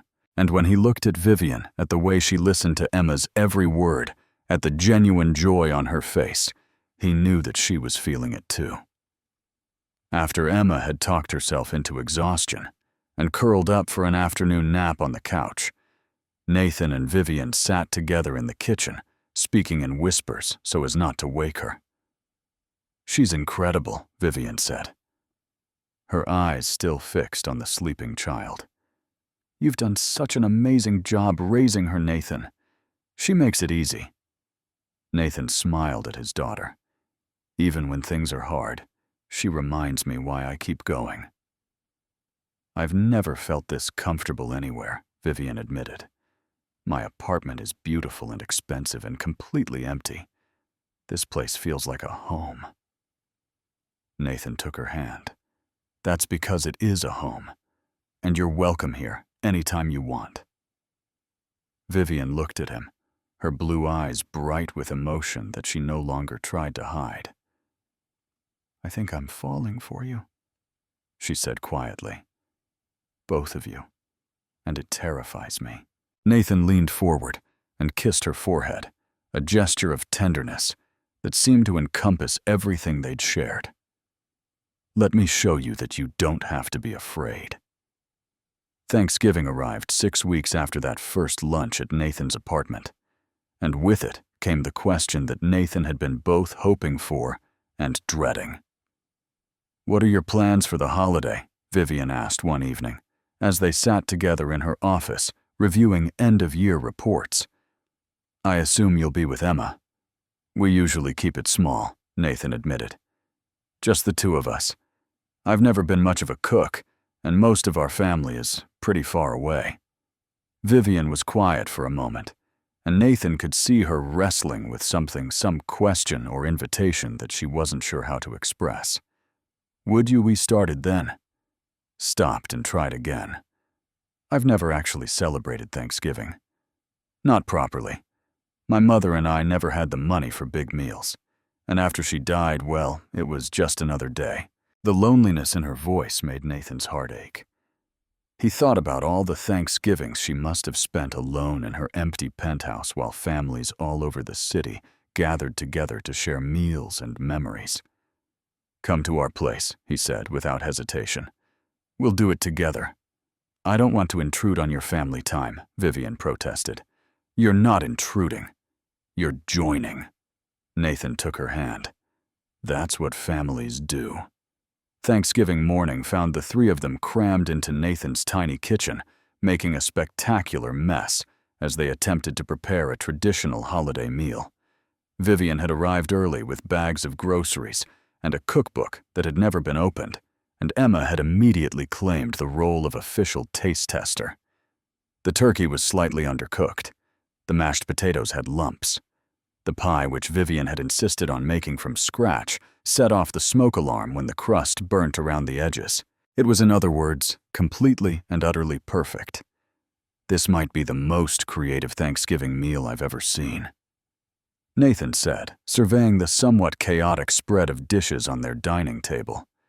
I think the stuffing looks like something from a horror movie, Emma added helpfully. Vivian burst out laughing, a sound that filled the small apartment with warmth. I've negotiated million-dollar contracts and managed hundreds of employees, but apparently cooking is beyond my skill set. They held hands around the table, and Emma said, grace thanking God, for her daddy for Miss Vivian, and for the burnt pie that still smelled really good, even if it looked kind of scary. After dinner, Emma fell asleep on the couch with her head in Vivian's lap, exhausted from the excitement of the day. Nathan and Vivian sat together on the balcony, wrapped in a blanket, against the November chill, watching the city lights twinkle below. This has been the best Thanksgiving I've ever had, Vivian said softly. Nathan wrapped his arm around her shoulders. It's just the beginning, you know. There will be Christmases and birthdays and random Tuesdays that turn out to be special for no reason at all. Vivian turned to look at him, her eyes shining with unshed tears. I love you, she whispered. The words came out like a confession, like she was revealing something precious and terrifying. I love you, Nathan. I love Emma. I love this messy, imperfect, beautiful life you're building. Nathan's heart felt like it might burst. I love you too. He said the words emerging naturally, as if they'd always been there, waiting to be spoken. I love you, Vivian Hayes. Every part of you. They kissed under the stars with the sounds of the city below them, and the promise of a shared future stretching out before them like an endless road. The months that followed were a lesson in what family could look like when it was built on choice rather than obligation. Vivian became a permanent fixture in Nathan and Emma's lives, her toothbrush appearing in their bathroom, her favorite coffee showing up in their kitchen, her laughter becoming as familiar as the sound of Emma's footsteps. She was there for homework sessions and bedtime stories for sick days and celebration dinners for all the mundane moments that added up to a life. Emma's relationship with Vivian deepened in ways that made Nathan's heart swell. She started calling her Viv instead of Miss Vivian, the nickname emerging naturally as the formality between them dissolved. She asked for Vivian's opinion on what to wear to school, confided in her about friend drama, included her in the elaborate games of make-believe that occupied so much of her imagination. One evening, Nathan came home from a grocery run to find Vivian and Emma in the kitchen, both covered in flour and giggling helplessly at something only they understood. They were attempting to make cookies a project that had clearly gone off the rails somewhere between measuring the ingredients and actually baking them. What happened here? Nathan asked, surveying the disaster with amusement. We're experimenting, Emma announced proudly. Viv says the best discoveries happen when you don't follow the rules. The resulting cookies were misshapen and slightly burnt around the edges, but Nathan ate 3 of them and declared them the best he'd ever tasted, which made Emma beam with pride and Vivian smile at him with such tenderness that he had to look away before he said something impossibly sentimental. At the office, their relationship was public knowledge now, though both of them worked hard to maintain professional boundaries during work hours. Vivian had promoted Nathan to senior marketing director, a decision that had been vetted by the board to ensure there were no accusations of favoritism, and their colleagues had adjusted to the new reality with varying degrees of grace. Some people, like Nathan's friend Marcus from the creative team, were genuinely happy for them. Others, like a few of the more ambitious junior executives, viewed Vivian's relationship as evidence that the Ice Queen was going soft. But Vivian's standards remained high, even as her demeanor softened, and anyone who mistook her happiness for weakness quickly learned otherwise. The real test came one night in early spring when Nathan was washing dishes, and Emma approached Vivian with unusual seriousness. "Viv, can I ask you something?" Vivian set aside the book she'd been reading, giving Emma her full attention. "Of course, sweetheart. Anything. Do you love my daddy?" Nathan froze at the sink, the dish in his hands forgotten, as he listened to the conversation happening behind him. "Yes," Vivian answered without hesitation. "I love your daddy very much. Are you going to stay?" Emma's voice was small, carrying the weight of an 8-year-old who had already learned that love didn't always mean forever. "My mom didn't stay. She said she loved me, and then she left." Nathan's heart broke at the words. He turned to see Vivian kneeling in front of Emma, taking both of the child's hands in her own. "Your mom made choices that had nothing to do with how much you deserve to be loved," Vivian said gently. "I can't promise that everything will always be perfect because life doesn't work that way. But I can promise you this. I'm not going anywhere. You and your daddy are my family now, and I will always show up for you." The tears that streamed down Emma's face were matched by the ones Nathan was trying to hide as he stood at the sink. When Emma threw her arms around Vivian's neck, hugging her tight, Nathan saw something in Vivian's expression that he'd never seen before. It was the look of someone who had finally come home. It was a Wednesday evening in April, and Nathan was making dinner while Vivian helped Emma with her science project at the kitchen table. The domesticity of the scene, Vivian, in her casual clothes with her hair down patiently, explaining the water cycle to an attentive 8-year-old, made Nathan's heart swell with a happiness he had almost forgotten was possible. The doorbell rang, interrupting their peaceful evening. "I'll get it," Nathan called, turning down the heat under the pasta sauce. When he opened the door, the world seemed to tilt beneath his feet. Standing in the hallway, soaked from the unexpected spring rain, and looking thinner than he remembered, was Rachel, his ex-wife, Emma's mother. "James," she said, using the nickname she'd called him when they were together, and her voice was achingly familiar in a way that made his stomach churn. "I'm back." For a moment, Nathan couldn't speak, couldn't process the reality of the woman who had abandoned them standing before him after nearly 2 years of absence. 2 years of Emma crying herself to sleep, of birthday cards that arrived weeks late, of promises for video calls that never happened. "What are you doing here?" He finally managed his voice low to prevent Emma from hearing. "I made a mistake." Rachel pushed wet hair from her face, her movements carrying that same careless grace he'd once found charming. "I've been in therapy. I'm better now. I want to see my daughter." Before Nathan could respond, he felt a presence behind him and turned to find Vivian standing there, her expression carefully neutral, but her eyes alert with concern. "Everything okay?" she asked quietly. The look of confusion on Rachel's face quickly transformed into understanding as she glanced between Nathan and Vivian, taking in Vivian's comfortable presence in the apartment, the domesticity of the scene she'd interrupted. "I see you didn't waste time replacing me." The unfairness of the accusation made Nathan's jaw clench. But before he could defend himself, a small voice from the hallway froze them all.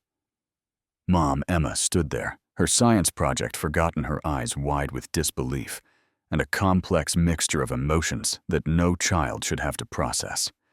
Hope, hurt, confusion, and furcus. Fear all battled for dominance on her young face.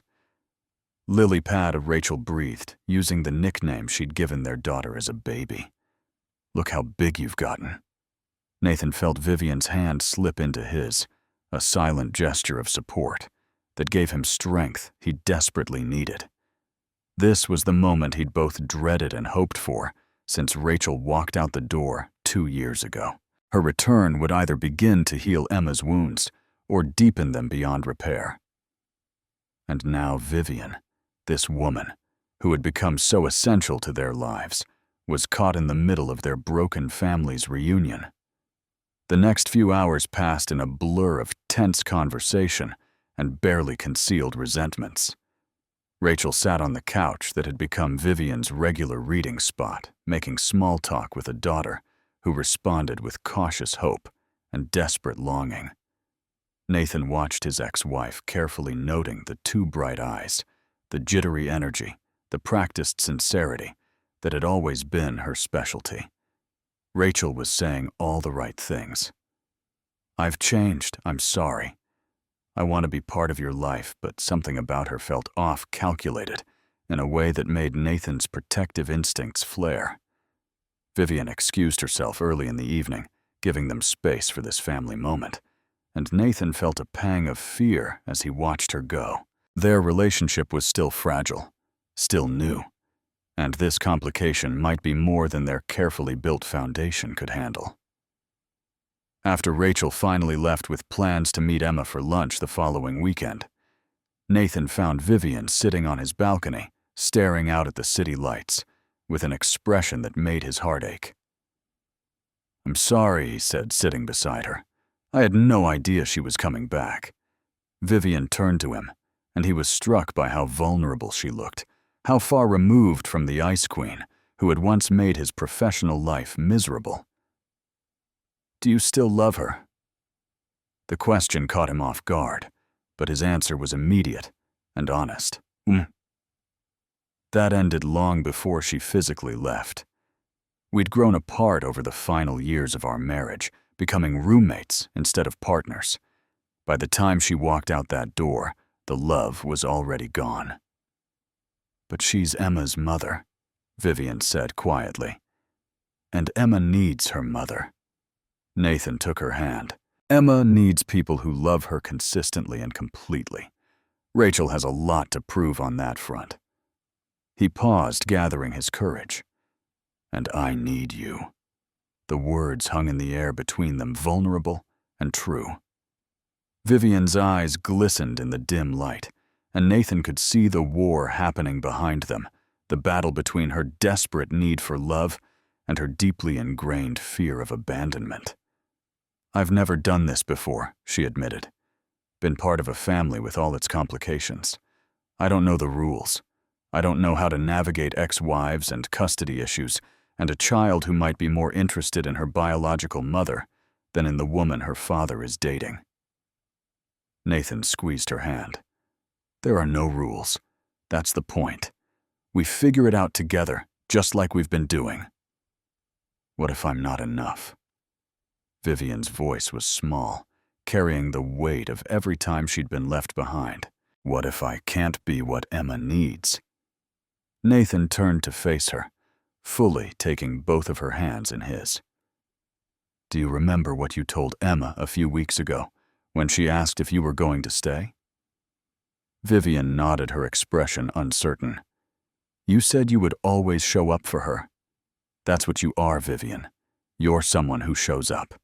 You've shown up every day since we started this in ways that Rachel never did, even when she was here. But she's Emma's mother. The biological connection, the history, means nothing if it's not backed up by action." Nathan's voice was firm. "You've been more of a mother to Emma in the last few months than Rachel was in the 2 years before she left. You've read her stories and helped with her homework and taught her that adults can be reliable. That's what matters." Vivian was quiet for a long moment, processing his words. Then she said something that revealed the depth of her fear. "I've never been chosen before. Not really. My father didn't choose me. Michael didn't choose me. Everyone I've ever loved has eventually decided I wasn't worth the effort." Nathan pulled her close, wrapping his arms around her. "Then let me be the first. I choose you, Vivian. Every day. Forever." The words broke something loose inside her, some final wall that had been holding back years of suppressed emotion. Vivian cried against his chest, deep, shaking sobs that spoke of decades of loneliness finally releasing their grip. "I love you," Nathan said against her hair. "Whatever happens with Rachel, Whatever complications arise, it doesn't change what we're building together. I love you too, Vivian whispered back. I'm just scared. Being scared is okay. Nathan pulled back to look at her face, wiping the tears from her cheeks with gentle thumbs. But being scared doesn't mean running away. It means holding on tighter. They sat together on the balcony until the sun began to rise, two people who had learned to be alone, finally admitting that they were better together. Rachel's visits became more frequent over the following weeks, and with each one, Nathan's suspicions grew stronger. She arrived with expensive gifts that seemed designed to buy Emma's affection rather than earn it.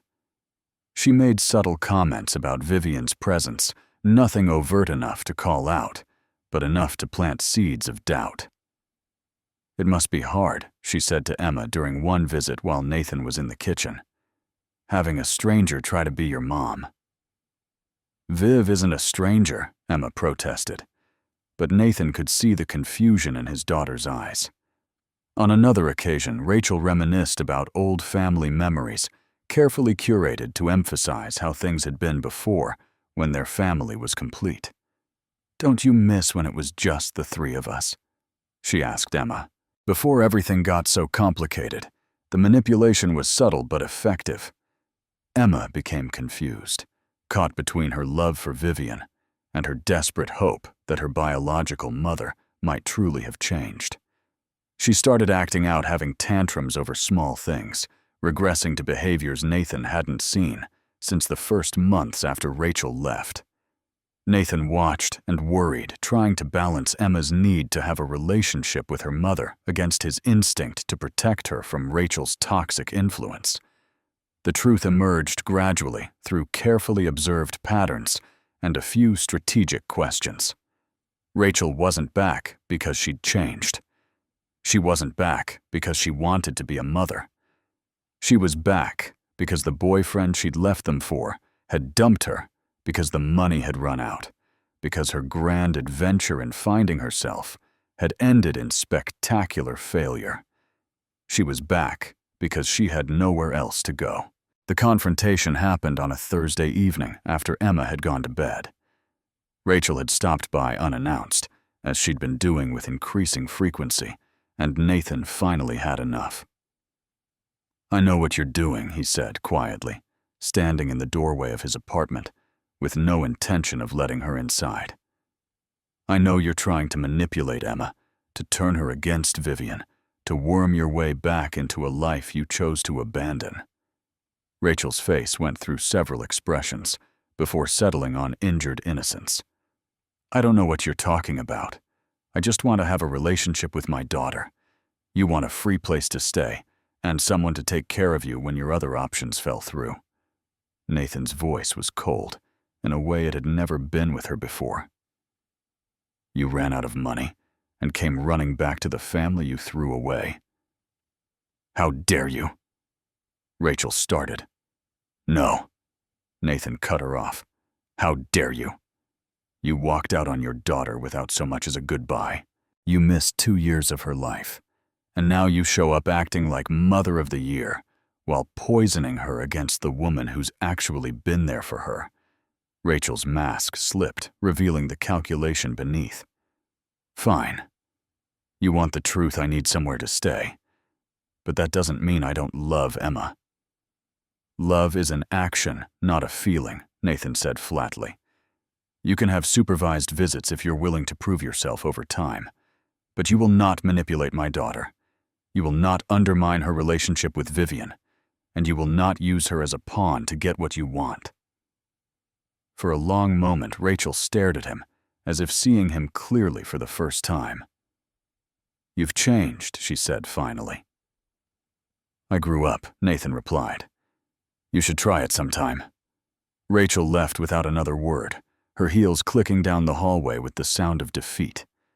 Nathan closed the door and leaned against it, exhausted by the confrontation, but certain he'd done the right thing. Nathan didn't realize Emma had overheard parts of the conversation until she appeared in the living room an hour later, her face streaked with tears. Daddy, she said, and her voice carried a weight no 8-year-old should have to bear.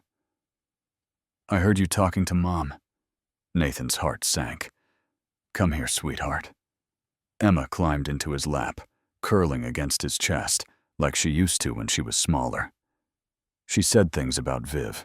At lunch last week when you went to the bathroom, she said Viv wasn't my real family, and that someday she would leave too. Oh, baby! Nathan held her tighter, rage at Rachel mixing with heartbreak for his daughter. That's not true. You know that's not true. I didn't believe her, Emma said, her voice fierce despite the tears. Viv is more my family than Mom ever was. Mom left. Viv stayed. The simple truth of it spoken with a child's clarity cut through all the complicated adult emotions. Viv comes to my school plays, Emma continued. She helps me with my homework. She reads me stories and makes pancakes on Saturdays, and she never makes me feel like I'm not important. Nathan stroked her hair, letting her work through it. Mom wanted me to choose, Emma said. She wanted me to love her more than Viv. But that's not how it works. Love isn't like pie, Daddy. There's always enough. When did you get so wise? Nathan asked, his voice thick with emotion. Viv taught me that, Emma said matter-of-factly. She said that our hearts are like magic gardens that keep growing the more love we plant. At that moment, Vivian appeared in the doorway. She'd let herself in with the key Nathan had given her weeks ago, and she stood there, uncertain, clearly sensing she'd walked into something important. Emma scrambled off Nathan's lap and ran to Vivian, throwing her arms around her waist. I choose you, Emma said fiercely. I choose you and Daddy. Mom can visit if she's nice, but you're my family. You're my Viv. Vivian looked at Nathan over Emma's head, tears streaming down her face, and Nathan saw the moment when years of fear finally released their grip. She knelt down, gathering Emma into her arms. And you're my Emma, she whispered. My brave, beautiful, wonderful Emma. Nathan joined them, wrapping his arms around both of them, and they stood there in the middle of the living room, a family formed not by blood, but by choice, by commitment, by the daily decision to show up and love each other. Family isn't about blood. It's about who shows up and stays. If this story is touching your heart, let us know in the comments. 1 year after the kiss that started everything, Nathan began planning the proposal. He'd been carrying the idea around for weeks, turning it over in his mind, considering and discarding various locations and scenarios. A fancy restaurant seemed too impersonal. A surprise trip felt too elaborate. What he wanted was something meaningful, something that acknowledged not just his love for Vivian, but the family they'd built together. The answer when it came to him was perfect. Emma was delighted to be part of the secret. She helped Nathan choose the ring, examining options, with the serious consideration of someone making a life-altering decision, which in a way she was. She practiced her part in the plan, a simple but crucial role that made her feel included in this moment that would officially make Vivian part of their family. The day arrived on a sunny Wednesday afternoon. Nathan had arranged with the school to come early before the regular reading session, and he'd coordinated with the teachers and staff who had watched Vivian's transformation over the past year. When Vivian walked into the school library for her usual volunteer session, she found something completely unexpected. The children she'd been reading to for nearly 3 years were seated in a circle, each holding a hand-lettered sign. The sign spelled out a message. Will you marry us? In the center of the circle stood Nathan and Emma, both dressed in their best clothes, both grinning with barely contained excitement. Vivian's hands flew to her mouth, her eyes filling with tears as she processed what was happening. Nathan stepped forward, taking her trembling hands in his. Vivian, he began, 1 year ago, you kissed me in the middle of an argument and changed my entire life. You taught me that the walls we build to protect ourselves can also be prisons. You showed my daughter what it looks like when someone chooses to stay. You became my partner, my best friend, the woman I can't imagine facing another day without. Emma bounced on her toes, barely containing her excitement. We don't just want you in our lives, Vivian. We want you in our family. Officially, permanently, forever. Nathan reached into his pocket and pulled out the ring, a simple but elegant diamond that caught the light and sparkled. Vivian Hayes, will you marry us? For a moment, Vivian couldn't speak. Tears streamed down her face as she looked at Nathan, at Emma, at the circle of children who had become such an important part of her journey. Then she laughed, a sound of pure joy that echoed through the library. Yes, she said, and then, louder, more certain. Yes, yes, 1,000 times. Yes. Nathan slipped the ring onto her finger, and Emma rushed forward to join the embrace. The children cheered, the teachers wiped their eyes, and somewhere in that crowded school library, 2 wounded souls finally found their happy ending. The wedding took place 6 months later in a beautiful garden venue that Vivian had chosen because it reminded her of the illustrations in her favorite childhood books.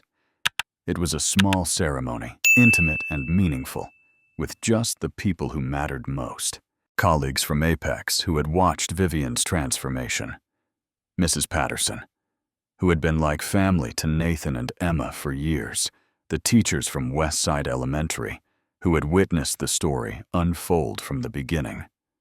Vivian walked down the aisle in an elegant ivory gown that hugged her figure and flowed behind her like a dream. Her blonde hair fell in soft waves adorned with small white flowers, and her face glowed with a happiness that made every person present catch their breath. Emma served as junior bridesmaid and flower girl combined, taking her dual roles with the seriousness they deserved. She scattered petals along the aisle and stood proudly beside her father as he waited for his bride. When Vivian reached Nathan, he took her hands and looked into her eyes. Seeing not the Ice Queen who had once made his professional life impossible, but the woman who had become everything he never knew he needed. Their vows were personal and heartfelt. Nathan spoke first. Vivian, you walked into my life as my impossible boss and became my impossible-to-live-without partner. You taught me that strength and vulnerability can coexist, that walls can come down without everything crumbling. I promise to choose you every single day, to be your safe place when the world feels overwhelming, to build the family you always deserved. Vivian's voice was steady despite her tears. Nathan, you saw behind my armor when everyone else only saw the mask. You and Emma gave me something I'd given up hoping for: a family, a home, a place where I belong. I promise to keep showing up, to keep loving you both with everything I have, to never again hide behind walls when I could be building bridges. Emma handed them the rings, her face split in a grin that seemed too big for her small features. When the officiant pronounced them, husband and wife, Nathan kissed Vivian with all the love they'd built over the past year, all the challenges they'd overcome, all the promises they were making for the future. The reception was filled with laughter and dancing, and more joy than either of them had expected. Vivian danced with Emma, both of them laughing as Nathan watched from the sidelines, his heart full beyond measure. Later that evening, surrounded by the people who loved them, Vivian leaned against Nathan and whispered the words that summarized everything they'd become. I spent my whole life being afraid, she said. Afraid of being left behind. Afraid of needing anyone.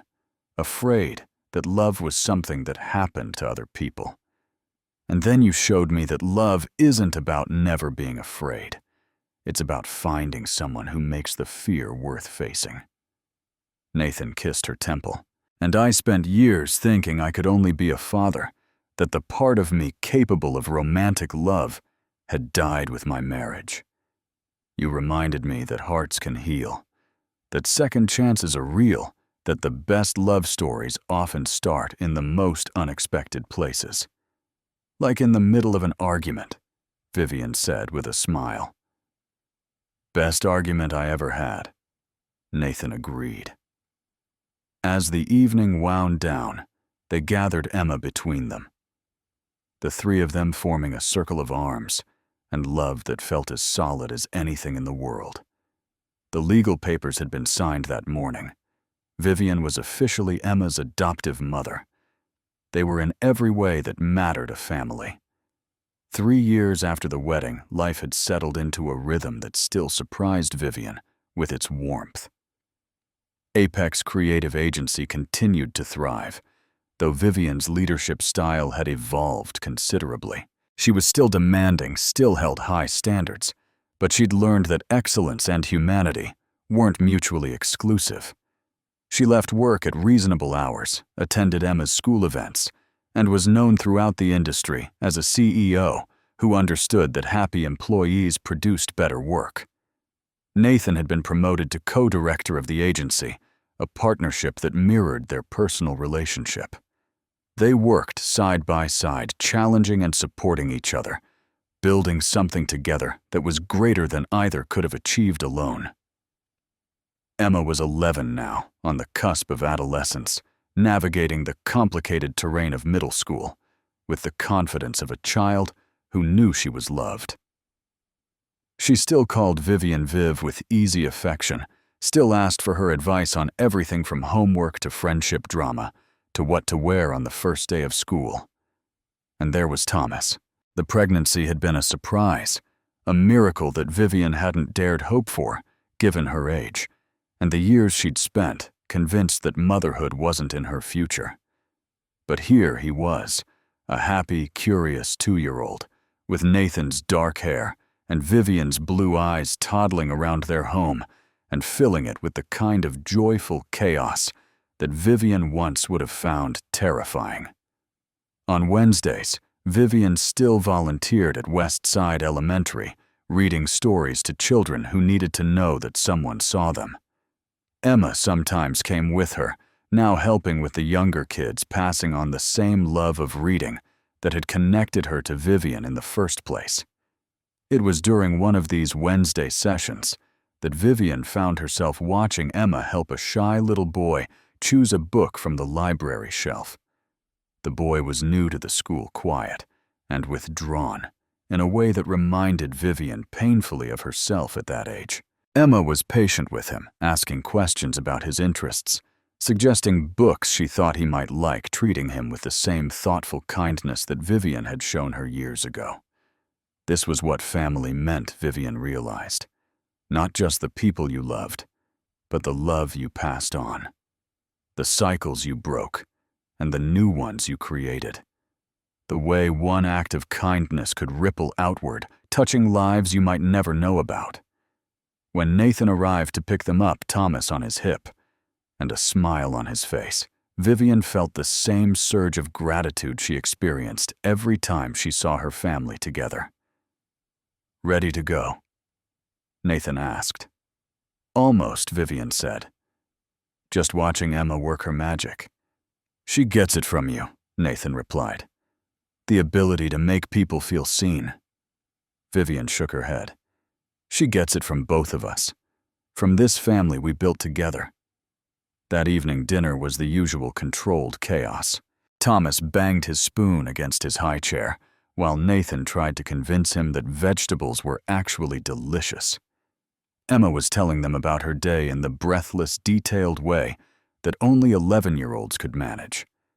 Vivian poured wine for herself, and Nathan feeling a contentment that still amazed her after all these years. "Mom," Emma said suddenly, using the word that still made Vivian's heart skip. "Remember when you used to be scary at work?" Nathan nearly choked on his water.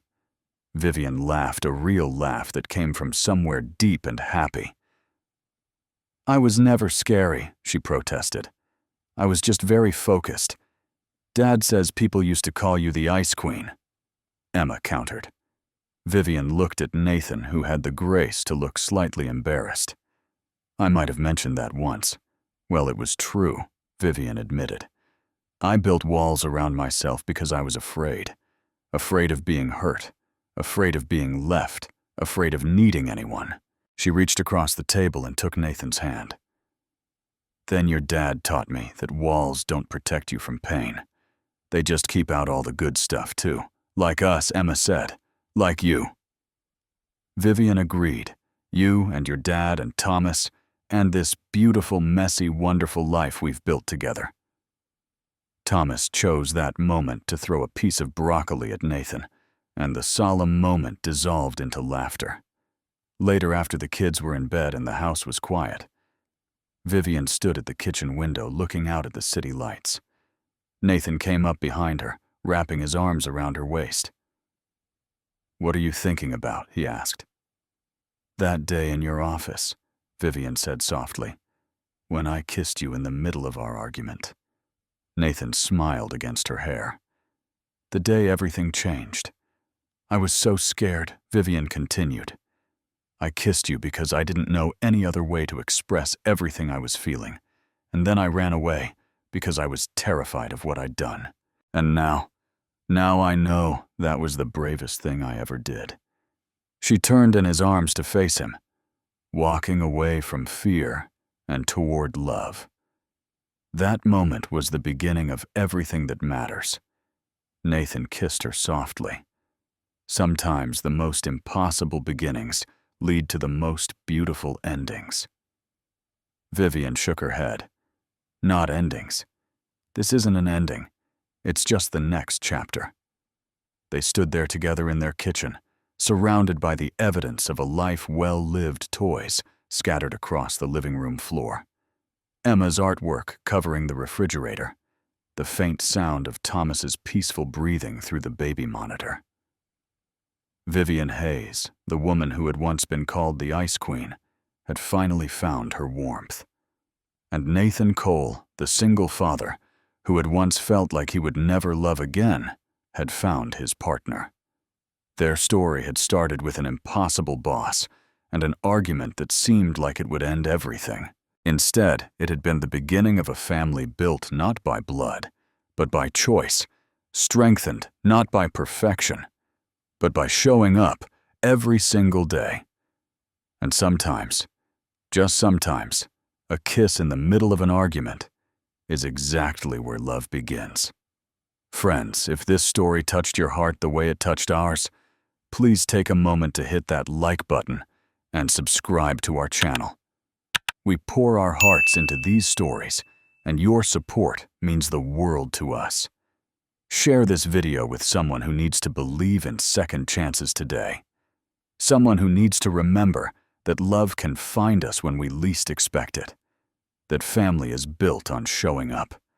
And that even the coldest hearts can learn to love again. Drop a comment below and tell us where you're watching from. We love hearing from our community all around the world. Thank you for being part of our family, and we'll see you in the next story.